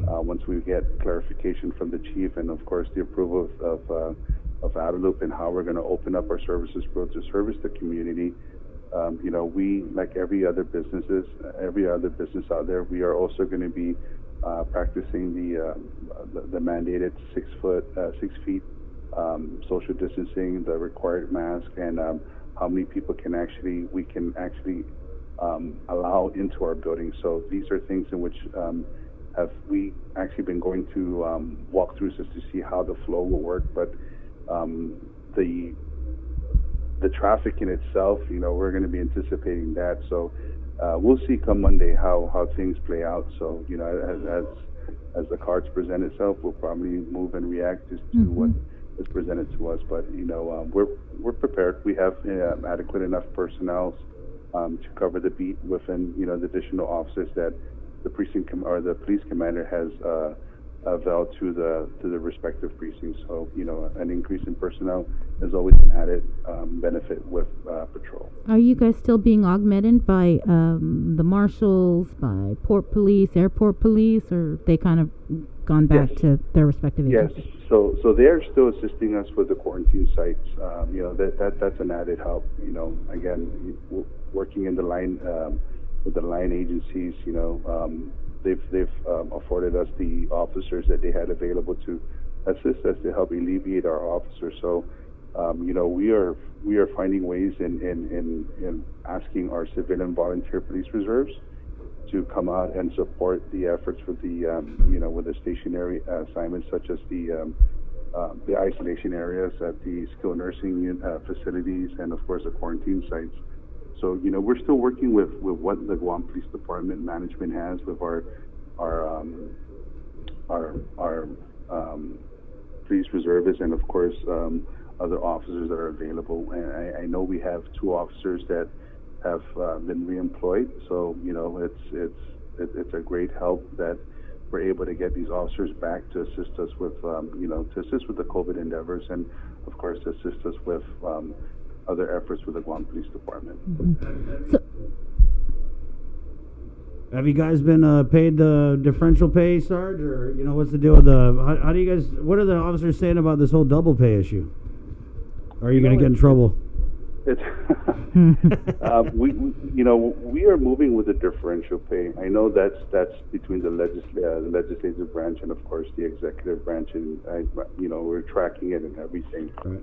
But with the differential pay, we've chief and of course the respective brewery heads and the police commander had made it clear as to who is eligible for Category 3 or Tier Level 3 differential pay, Category 2 and of course Category 1. So we're submitting the proper documents for that, for the pay, and I think it dated back since the time of the initiation of the COVID. Oh, I don't think retro pay is allowed. Yeah, it's not. That one we have to research, but I think from when it was enacted to where we are now, I think that's where we're tracking. But all the proper documents that's required by Department of Administration has been submitted in a timely manner with alongside all our our trackers with payroll, which includes our timesheets, our overtime, who's working, and of course the personnel count as to where they are placed within the respective category. So you said that GPD school, which is going with the differential pay and forgoing the double pay? It's really, you know, I can't speak on behalf of, of all my other fellow law enforcement officers. I mean, Sergeant. I personally, but it really falls in line with, the administration and of course the legislature. I know that it was vetoed and everything, and we're just awaiting what the legislature does. If you're tracking what's happening stateside, they've moved forward too with affording incentive pays or differential pays to the frontliners, and I think the governor has mirrored that, because prior to COVID, the governor has been meeting with other governors throughout the state and territories, and similar plans have been in place to address these issues. Yeah, I'm just guessing though, Sarge, that if the Guam police officers who have responded to emergencies, obviously over the years, they know what they're entitled to, and if it comes down to 25% or double pay, it's kind of a no-brainer. But you guys are just basically saying, hey, this is what we got, so working with it until something changes. Yeah, we continue to do our job, and it's really the call of the job, and it's really it lies between now the legislature and of course the and should they move forward with it, it's a blessing for the troops that are out there, not just in the Guam Police Department, but also our brothers in the Guam Fire. You guys are under GFT now, right? Some of us are. Right. Some yeah. of So us. I wonder if I'm also a member of GFT. It's. I don't want to put you on the spot and ask you if you're going to jump on that lawsuit, so I won't. Yeah, no. We'll leave that. Is double pay really a blessing, or? If you mirror what happens in the typhoon, and of course, the holiday pays, so it mirrors the double pay. It's really when you work holidays, by law we are required double pay, and of course the typhoon, whenever there's a declaration of condition of readiness 2, the executive order comes in, and keep in mind there's always a financial backing to that. So the mechanism that works is FEMA.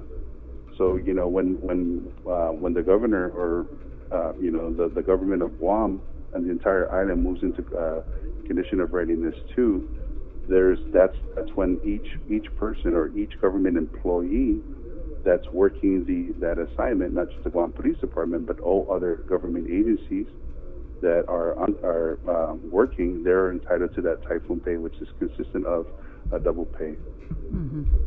And until it gets back into condition of readiness 4. So you have a time frame. So the typhoon comes, we prepare.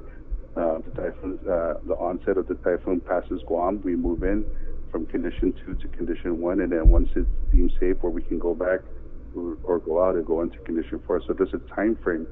So here with COVID, if you really look at it, it's like an elastic clause. It's going to stretch. It's a marathon. It's not a sprint like how we move fast to prepare for the typhoon and work in the evacuation and clear the roads and everything. And we bunker down, and the typhoon passes, and we come out and we start making assessments, and then we move from Core 1 into Core 4. So, you have that time frame in which the essential workers are working that duration. So here with COVID, you have that extended, and, we are already in May, and the government had moved into the public health state of emergency, I believe in March 12th, March 15th, that time frame, and look where we are. So we're still 3 months in. So yeah, and again, that's where leadership comes in and makes these tough decisions and thinks outside of the box to ensure people are getting paid what they're deserved.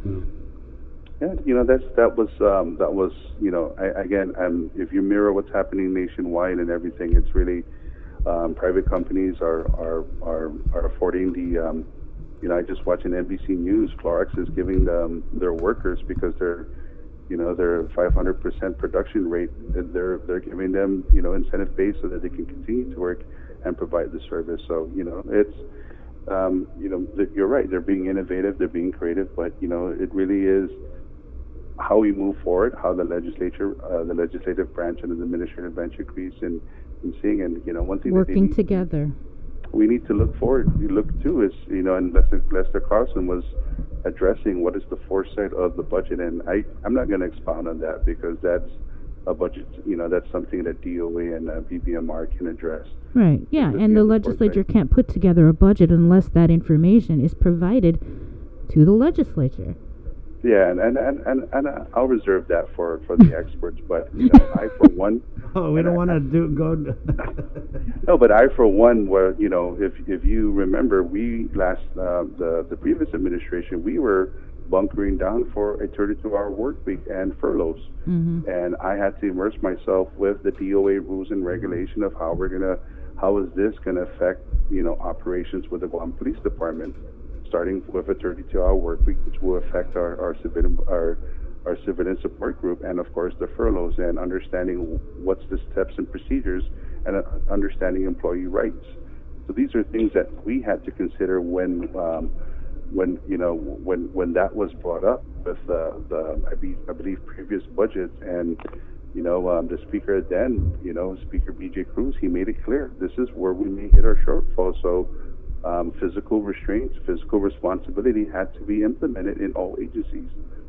So these are things in which that needs to be taken into consideration. But again, we'll leave that into the experts' hands. But thanks for that suggestion. That was a But, anybody listening? That was in line with suggestion from Paul to Pal. Don't quote me on that. But, that's, I think you're gonna get in trouble. Might have to mute you. Yeah. I don't want you to get in trouble anymore. I'm speaking in experience because Right. we You've been here. The closure of the precinct, and it was really all addressed with physical restraints, physical responsibility.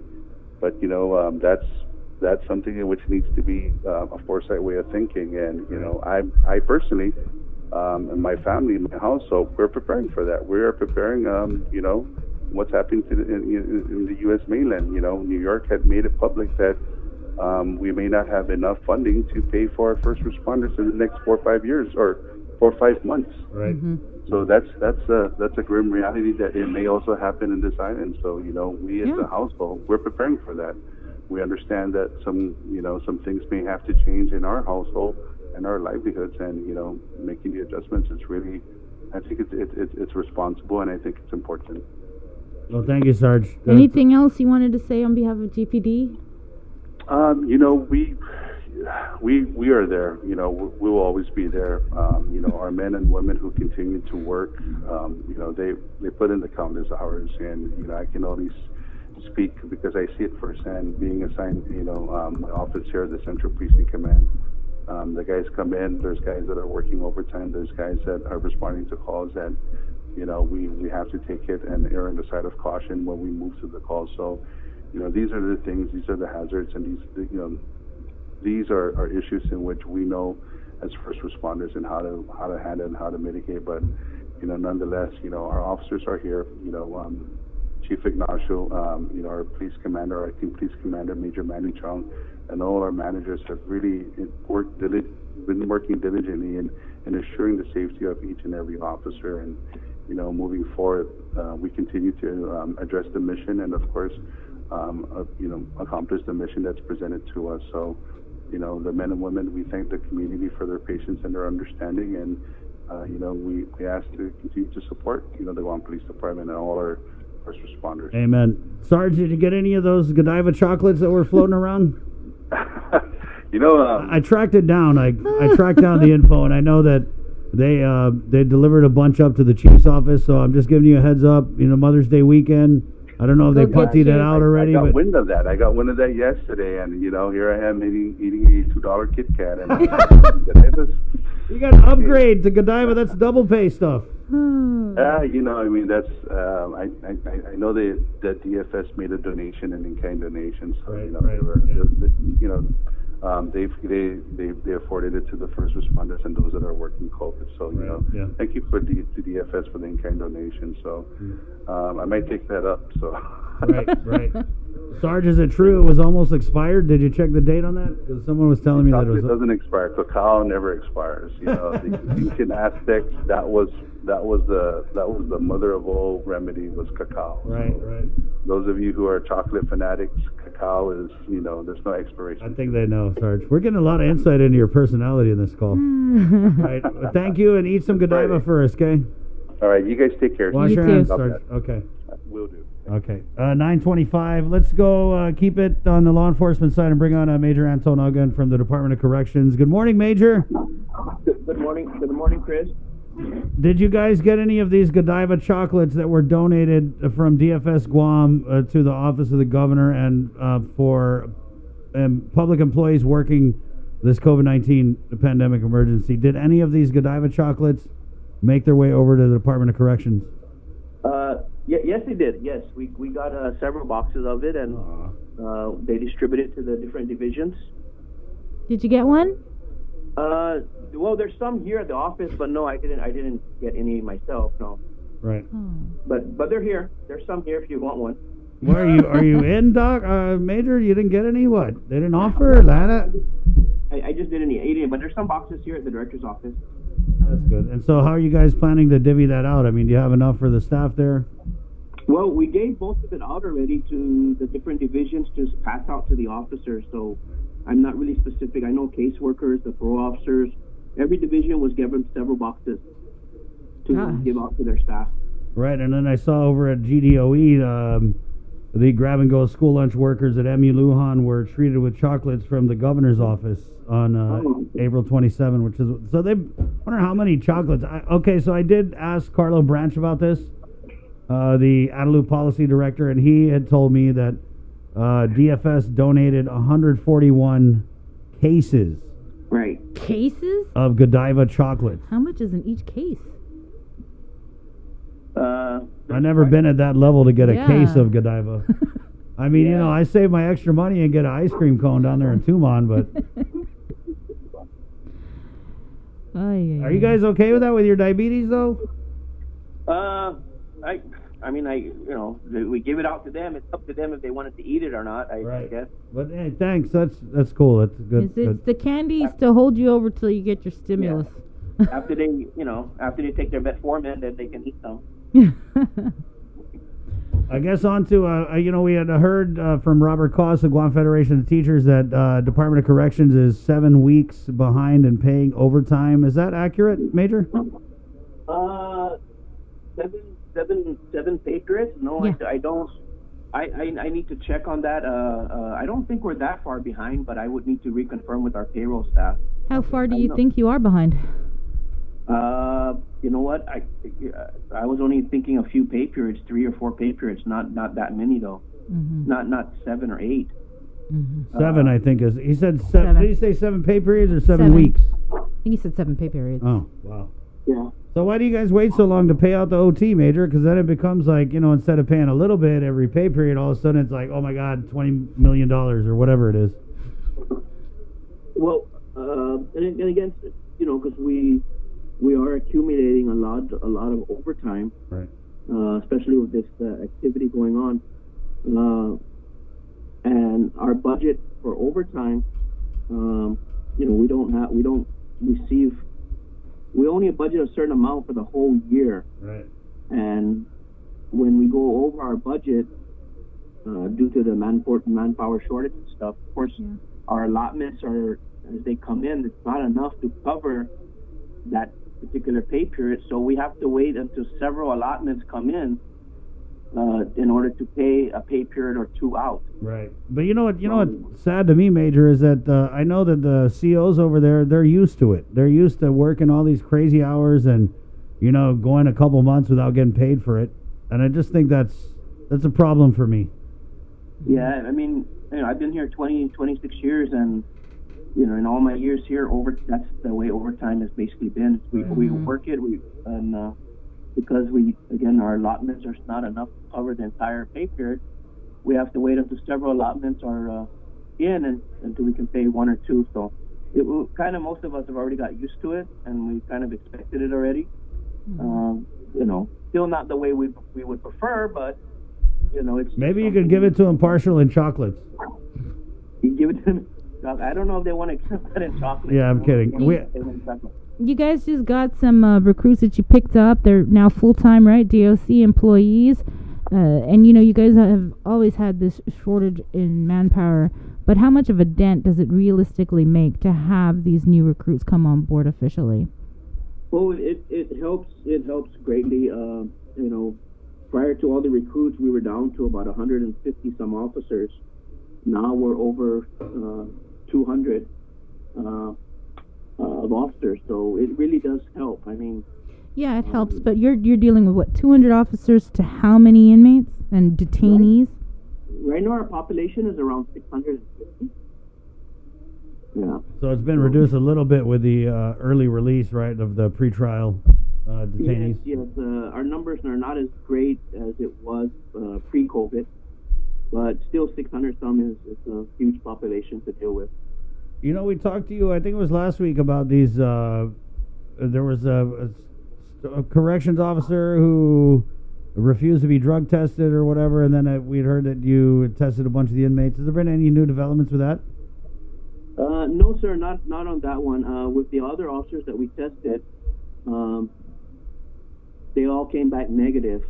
Negative for drugs or negative for COVID? No. Well, in regards to the drug testing, right? Okay. We did drug testing on several officers a few weeks ago. One of them, he opted to resign instead of taking the drug test, and the others that did take the drug test, their results all came back negative. How many officers are we talking about here, Major? 5, not including the one that refused the test. Okay, and so what, as much as you can, what prompted these officers to get tested? Were they walking around looking like they were tweaking out or something, or? No, part of our contraband enforcement, to try to minimize contraband in the prison and stuff, we had found drugs in one of the housing units, post 18, and we did shakedowns and we found some other paraphernalia items. And so to rule out the possibility of officers bringing it in or being involved, as one of our avenues to help deter it, right. The director decided we're going to test those officers assigned to those posts that are constantly assigned to that particular post. And so that's how we got them tested. And again, out of the 6, 5 came back negative and 1 resigned. Major, so in drug testing them, right, obviously the intent is to make sure they're not on the drugs, but how do we address that they could be bringing it in or slanging it in the prison, because the drug test doesn't cover that, obviously. So do you guys do an investigation too, or? Well, we've also been doing, we've been doing more of the random bag inspections and stuff. So we've had IA along with our other officers, parole officers, and them. They come in before shift change, and we start go more thoroughly with all the bag inspection of the staff coming in. We've also did increase our shakedowns, including even drug testing. We've been doing that on the inmates, some of the inmates, the housing units. And so again, our intent is to discourage or prevent as much drugs from coming into the facility as we can. Right. Was there any vendors? Do you guys have vendors that still deliver? Yeah, is anybody sticking the meth under the van or anything still? Are we checking that? We do inspect the vendors' vehicles when they come in. We don't have a lot of vendors coming in. Right. It's just the food vendor, and their van goes through our service gate, and so the van is inspected every day. The vendors do also wear masks, and the vendor's been here before. They've done business here before, so they understand our rules and our searches that we are required to do. Mm-hmm. But if contraband is getting in and you don't have visitation, it's kind of... Yes, that's why, the drug test amongst the officers and the staff was the director's other option. Right. We still have issues with contraband being thrown over our perimeter. We've caught a few. Not to say that we've caught everything, but right. We continue to step that up, and like with the addition of new officers, we're able to man the perimeter a lot more now than we were in the past. So if you drive by oftentimes you'll see officers now on the stationary post outside the perimeter. So that's even one benefit of why we have these extra officers here. Right. Major, but we hear news like this that you guys are suspecting your own of bringing in drugs and whatever other contraband. It just takes us back to the headlines of a couple years ago, and I'm sure you know exactly what I'm talking about. So how far removed are we from the headlines of a couple years ago where it ended up looking like a massive conspiracy? Yeah, of course, the possibility of staff bringing it in is always there. It's not unheard of. It has happened in the past. And so that's something we just try to deal with. And again, by baggage inspection, drug testing, and other shakedowns and other activities, hopefully we deter the officers from even getting involved in that. Even our hiring process with polygraph tests and background checks and all that is meant to help recruit and retain, better officers, so that hopefully those kind of activities don't happen in the future. But nothing's ever 100% proof, and we'll prevent everything.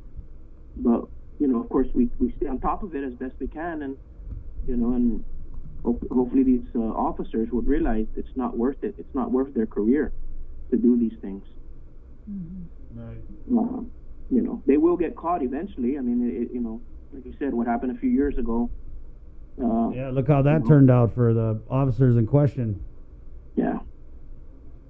So, and we do tell them that they do know that as part of the academy and part of the training is hey, you guys, don't bring drugs into the prison because you could get arrested and you're going to be all over the media, and then they're going to give you what's less than a slap on the wrist. So, really stern message there. And it's not you, Major, and it's not you. Yeah, It is, I know. yeah. I know. It's our Attorney General. You get probation. Yeah. What did you say? He said you get probation. Well, at least you can see it too. At least they're not here. At least they're not here no more. And, Amen. It's not the job for them. So maybe they'll find something else that makes them happy. Right. Okay, so where are we in terms of reopening the incoming for the inmates? When we talked to you a couple weeks ago, you said something about the director is considering it. Yeah. So right now, Chris, when we go into PCOR 2 by the end of the week or next week, the director is looking at allowing incoming for personal hygiene items and things by next week, midweek next week, or by the end of the week next week. Mm-hmm. We're still working out the details, but it'll probably be towards Wednesday to Friday that we will start accepting drop-off incoming. So we're working on the operations plan, still trying to finalize some issues there, and what we're going to do is allow them to drive up, the families, and stay in their vehicle. Of course, they have to wear a mask, and they will drop off the items. The officers will inspect it. They'll be sanitized, and later that evening or so, or the next day, deliver it to the inmates in the housing units. So we're still working on the ops plan to finalize that, but that's what we're looking at right now.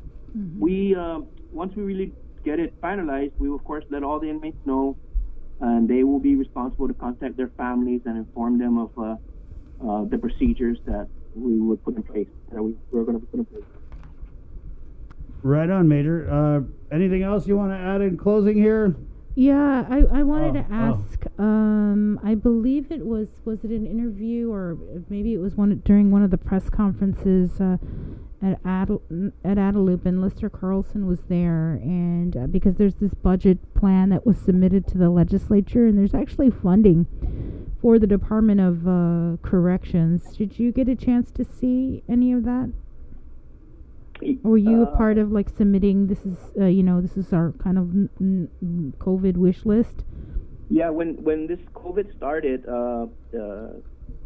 they did ask us for list of items and things that we need to get done in response to this COVID. So the deputy director, the director, and the other division heads worked on putting together a list, which we submitted down to the governor's office as request. Most agencies did. I did have a chance to see that based on the governor's breakdown and what we're supposed to get. And the director and the deputy are working on that, on hiring it out and, making a few adjustments to it. And so, yeah, we did submit our request in, and, we did see that we got some money there. So next step, I guess, is to start working on the procurement side of the house and figure out how what's the next step to get the items here. Right, like I can see here video communications to present detainees from court hearings as opposed to physical transportation, but there's like a 2.1 million, and this is for food contract, fire retardant mattresses, bed frames, toilet replacements, fever screening, thermal camera, water system repair upgrade, face shields, isolation. One of the things we had to work on is trying to develop our COVID isolation unit. And some of the shortfalls that we have in addressing that is the lack of mattresses. We did get some orders in of mattresses, but again, our population is almost 700. And there's just the water pressure is not so good on the unit. So those are things we need to address and correct. And there's some other maintenance issues that we have to address. Toilet bowls, some need to replace. They work, but not as well as they should. And so we need to replace some of them and make sure that the unit is 100% functioning the right way. But again, that's what we expect when we're running a old facility like DOC. Maintenance becomes a real challenge in keeping the system running. Yeah, I'm just surprised you guys didn't get more, actually. Yeah, well, I was actually surprised we got that, but yeah. A day. When I saw those numbers, I was like, wow, we did well. Yeah, your eyes got big, huh? Yeah. Hopefully we'll work with what we got, and of course, we know that as we develop our plan and start working out our plan and start making what we need to do, that if we need help or other resources, I'm pretty confident the director and the administration will work on getting what it needs to accomplish our mission. You guys should get that overtime paid, Double. They got the CARES Act money, and that everyone seems to think that, that it could be used to cover that if it was caused by COVID. Yeah. So, according to our personnel officer, we are 5 Patriots behind. 5. Well, that's still a lot. Yeah, that's a lot there. Yeah. So, how about you? You got any overtime coming? No, unfortunately, I've worked overtime. I do work overtime, but I'm one of those exempt employees. Right. So even if I work overtime, I don't get paid overtime. What about double pay, if double pay was being paid? Yeah, how do you guys feel about double pay? Well, of course, we're a little disappointed. When this thing first started, Tell me the truth, a little or like a lot? About the double time? Yeah. First, Major, let's just start this. You're the CEOs up there. They had been anticipating that they were going to get the double pay because they worked in other emergencies and they got it before, correct? Yes, that was the understanding when all this first happened. Is officers were asking about that, and again, a basic reading of the law, that was our understanding. But apparently now it's a little bit different. So. We're hopefully that they'll work it out between the legislature and the governor's office. They'll work it out and do what's right or what's just. And we're just going to have to continue to come to work and do what we got to do. Yeah. So that we How does the director feel about it? Does the director feel that the rank and file should be getting the double pay, or is he going to do what the governor says? No, I mean, he supports the officers. I mean, Mr. Carbolito, he's also a right, police yeah. officer. And he's known. He knows the double pay. Yeah. And, he's tasted the double pay. And he understands it. And again, we're just going to have to move forward. And again, I'm confident that between the legislature and the AG's office and the governor's office, they'll figure something out. Are you guys under GFT? Some of you guys are, right? Yeah, we have some officers that are under GFT, yes. Are any plans? What are you hearing? They jumping on that lawsuit? I haven't heard about that particularly, but I do know some officers have gone to GFT or have spoken to GFT about it. Mm-hmm. So I'm almost certain that there will be a few included in that. Wow, this is pretty interesting because, the agencies are not towing the line from Adelup. They're saying things like, hey, this is what we're supposed to get. What's the problem? I think it's interesting. Maybe the problem is Adelup. What did you say was a basic read of the law? Well, we just understand that under the basic law, it just says when an emergency is declared, and of course, that's what happened here. And a lot of our officers were required to come to work. Civilian staff were required to go home. And it just, I don't know, it just felt like a typhoon minus all the wind and all the rain. Right, yeah.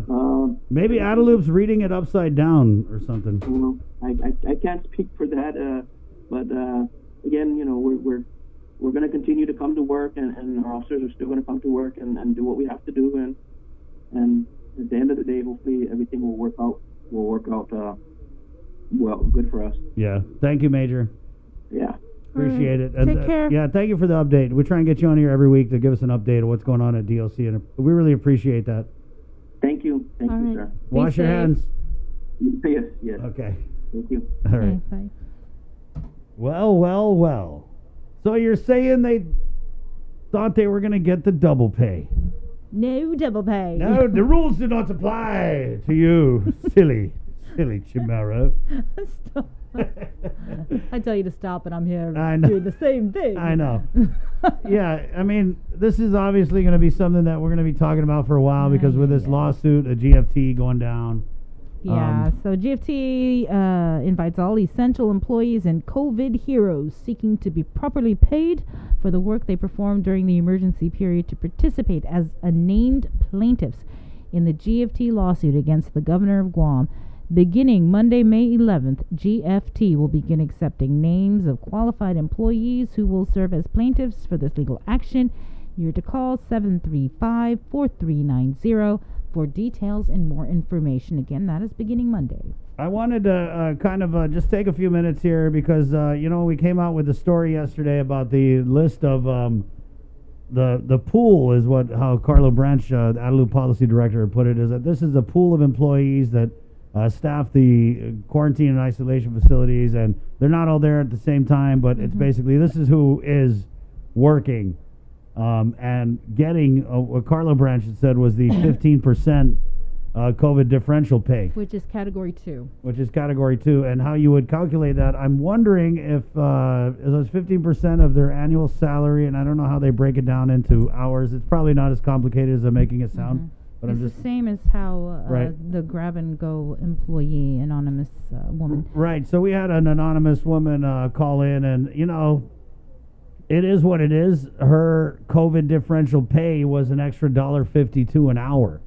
All right. And I think where it doesn't sit well with her is, her pay, obviously $22,000 a year is what she told us she was making. But you have some of these directors making 60, 70, 80. I want to say some probably even up in the 90s. $1,000, that much money in a year. So obviously their 15% is going to be way bigger than your 15%. So and after we put this story out, man, my phone was just going off, and it was people who were on this list. I talked to about 2 or 3 people whose names were on this list. They did not want me to use their names because they did not want to get in trouble with Adelup. They said we haven't been cleared to speak. They will not clear us to speak. And at first, the conversation with these directors, it was like they were kind of hating on the media, like, why'd you guys put this out? And I was like, hey, don't hate on us. We're just putting it out, okay? We got it from Adelup. And the frustration they felt in how this whole thing is being portrayed, not necessarily in the media, but, people, because of Tony Babauta turning it into, one-night stay place, it kind of put a taint on the whole thing. Even going back to what we had a story with a lady who's staying there and the condition of the hotel. So the whole thing has kind of got this taint on it. It's not only that, it's the way that this was procured. Right. Yeah. Negotiated. Yeah, that's what I'm saying. From the beginning, it's just been one thing after another, and the whole thing just stinks to high heaven. So these directors were saying that when the call was made to find people to staff these hotels, of course they went to their rank and file employees in their respective agencies And what a couple of these directors said is, Chris, no one wanted to do it. They were all scared. And so the directors and the deputy directors were stuck holding the bag. And then one of them but I just want to say that, we did hear from Senator Kelly Marsh Tide to note that there were other options. Right, yeah. No. Yeah, there are other options. I'm thinking if it's a public health thing, why not get public health in there? They're trained for it. Or if it's an emergency, state of emergency, maybe even get the National Guard. Right, yeah. So, I mean, and that's kind of what I took away from it is these directors, they're very frustrated because in talking to them, they said, man, we're doing the work. This sucks. We're dealing with people who are being held. I mean, they're being held against their will. You think anybody wants to be down there or in any of these quarantine facilities? So they're dealing with what they said was sometimes belligerent people in quarantine who don't want to listen, who are, risking exposure by not listening. And so they're stuck having to perform these duties that they didn't really want to perform. And then with the issue with the pay, they said, Chris, yeah, we're getting the 15% COVID differential pay, but we thought it was 25%. So they thought they were going to be getting extra pay, but the thing is, when they were voluntold or volunteered or however you want to call it, there was no mention of the pay. The couple of them were like, we didn't know we were going to get paid. We didn't even ask. We just went, okay, we got to do it. And some of them I talked to said, hey, we figured by volunteering, maybe our employees would see it and they would be like, okay, let's go follow the director or whatever. And so they weren't told they were going to get extra pay. And from what the couple of few I talked to, they weren't expecting it. And then the governor came out with the executive order in the 6th week that these people were working at these quarantine and isolation facilities. And they're not getting it retroactive. And so they feel like... She first thought she was going to get it retroactive, and then it became she can't do that. Right. And so basically it just... I don't want to say they tore me a new one, but I definitely got an earful. And they said, Chris, we've had positive cases. We've had people come into Pacific Star, clean. They're testing positive later. We're facing the exposure. We're working in crazy conditions. You've seen the conditions of the hotel. And they felt very frustrated that in their mind, they are risking their families and risking their exposure. One of the directors I talked to said, hey, I had to rearrange my whole living situation because I'm coming home from this place. I don't know what I have on my clothes, so my family, they sleep in one area, I sleep in another. What really, to me, you're not even, would I volunteer? Probably not, because I'm not trained to do that kind of work. From what we first understood, it was that they were there to answer calls, to help with towels, respond to those kinds of needs, not to call people out or, physically, touching people or whatever. It kind of seems like they're doing more than they should be doing. And I'm not sure if it was like they wanted me to feel sorry for, and I do. I mean, it sucks because everyone thinks that it's like lottie-dottie, we like to party, we're getting our 15%. But I could tell, I'm a good read of people, and they were very, very upset. One of them was very mad at the people of Guam for, putting everything in this light and saying, man, dude, I touched a positive patient, And so they feel on their end that, yes, the pay is justified. So I just wanted, and they can't call in, they can't say anything because, they're being gagged by Adelup.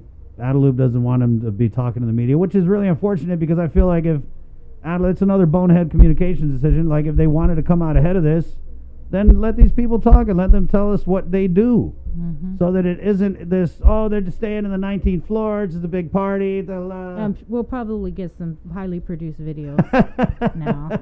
Do like a highly produced video. Posted on Facebook, shared with all the media with the top breaking news from the governor's office. Yeah, so, and that was kind of like the end takeaway of it. Was like, hey, don't blame the media. You guys need to talk to your communications team because the messaging on this from the get-go has been all kinds of malfunction, for lack of a better word, Comes full circle, huh? It does. 9:55, we are going to end this show on a good note. If it's the last thing we do, and it will be the last thing we do, and that's coming up next. We'll take a little break again. It's the KUAM News Takeover, Guam's favorite, I-94. Good morning.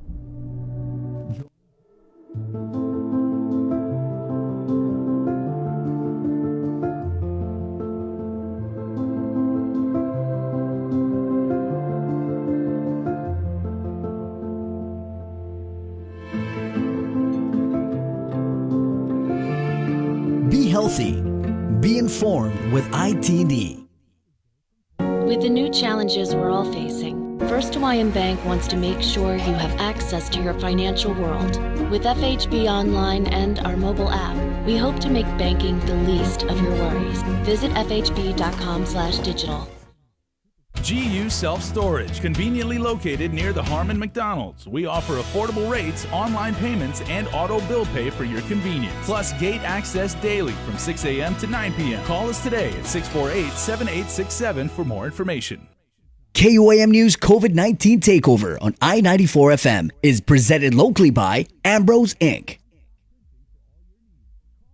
Keeping you informed, KUAM News brings you Banking 671, brought to you by the Bank of Guam, the People's Bank, and Coast 360 Federal Credit Union. Together, we thrive.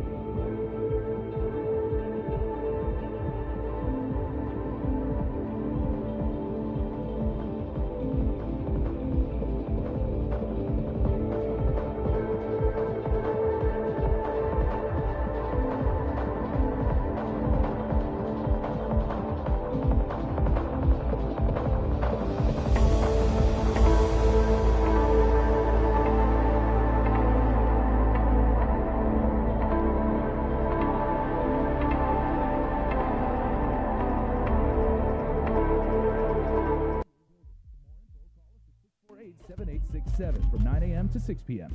Class of 2020, you've met the challenge and stood strong. Be healthy. Be informed with ITD.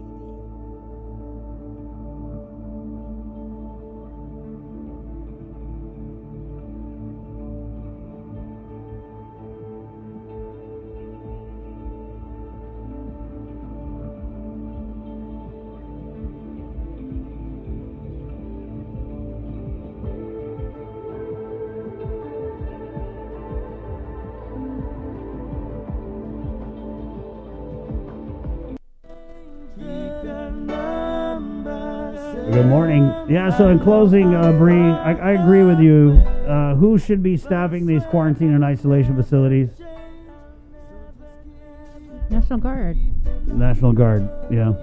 They seem like they would have the most experience. Right. Crowd control. They've got medics.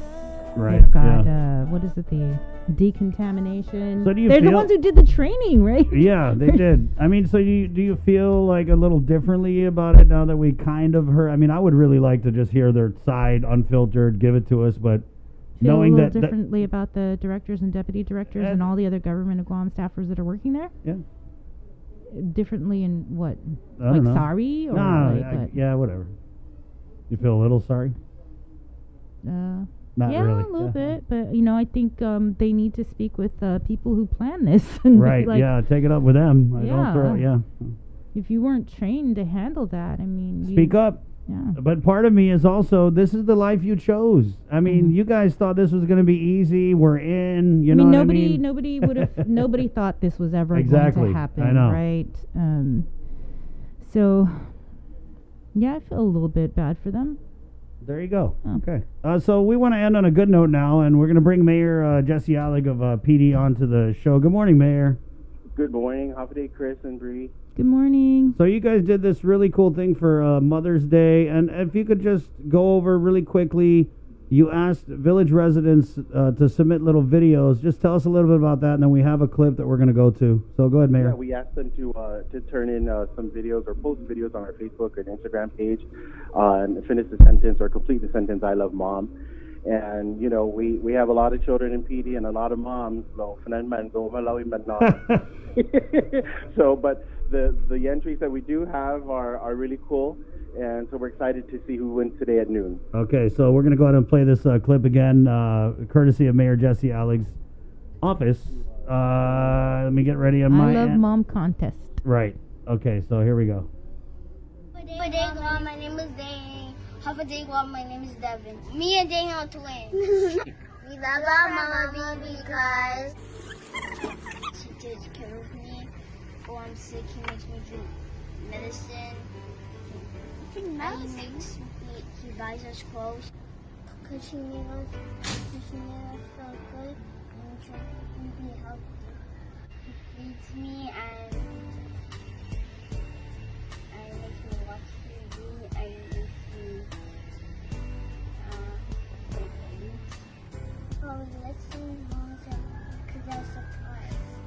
And from the store, I love Mama 1,000. How much do you love your mama? 109. Today, I love your mama all my heart. Mother's Day, Hi everyone, I'm EJ. Hi everyone, I'm Gianna. I love my mom because she takes care of me, my brother, and sister. And she makes sure we have food to eat and clean clothes. And when we join sports, she takes us to our games and practices. And she still supports us even when she's tired. And when she takes us to school, she makes sure our assignments are done.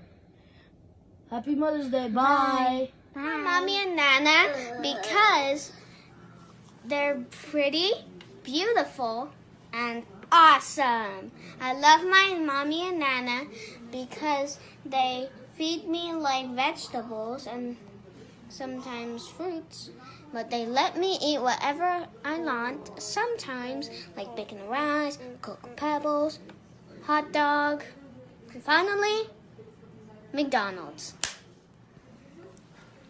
I love my mommy and my nana because they are so pretty like me, and I always love them a lot all day long because they are my favorite all morning and all night.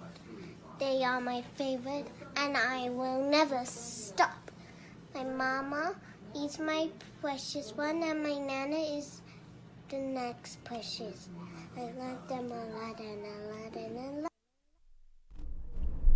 Ah, so sweet. That's so cute. I love you 109. That's up there. As a dad, I often ask my kids, hey, how much you love me? They're like, oh, about 71 maybe. You know, 64 in a bad day, but 109, that's up there. It's not quite Iron Man 3000. But that was so cute, Mayor. I mean, just watching these. How many videos did you get? Well, like I said, we have a lot of people, but we had 7 entries, so, you know, but 7 cool ones. Right. You know, and the mother's love is special. I always say that, and we all know how that feels. So, Viva Han in Manana. Viva! And so you got a tough job picking a winner, and I know you got that handled. Let's talk a little bit Mother's Day weekend. Are you guys, because I know you're a man of faith, is the church in Petey, are they one of the ones that's going to be having the parking lot mass on Sunday?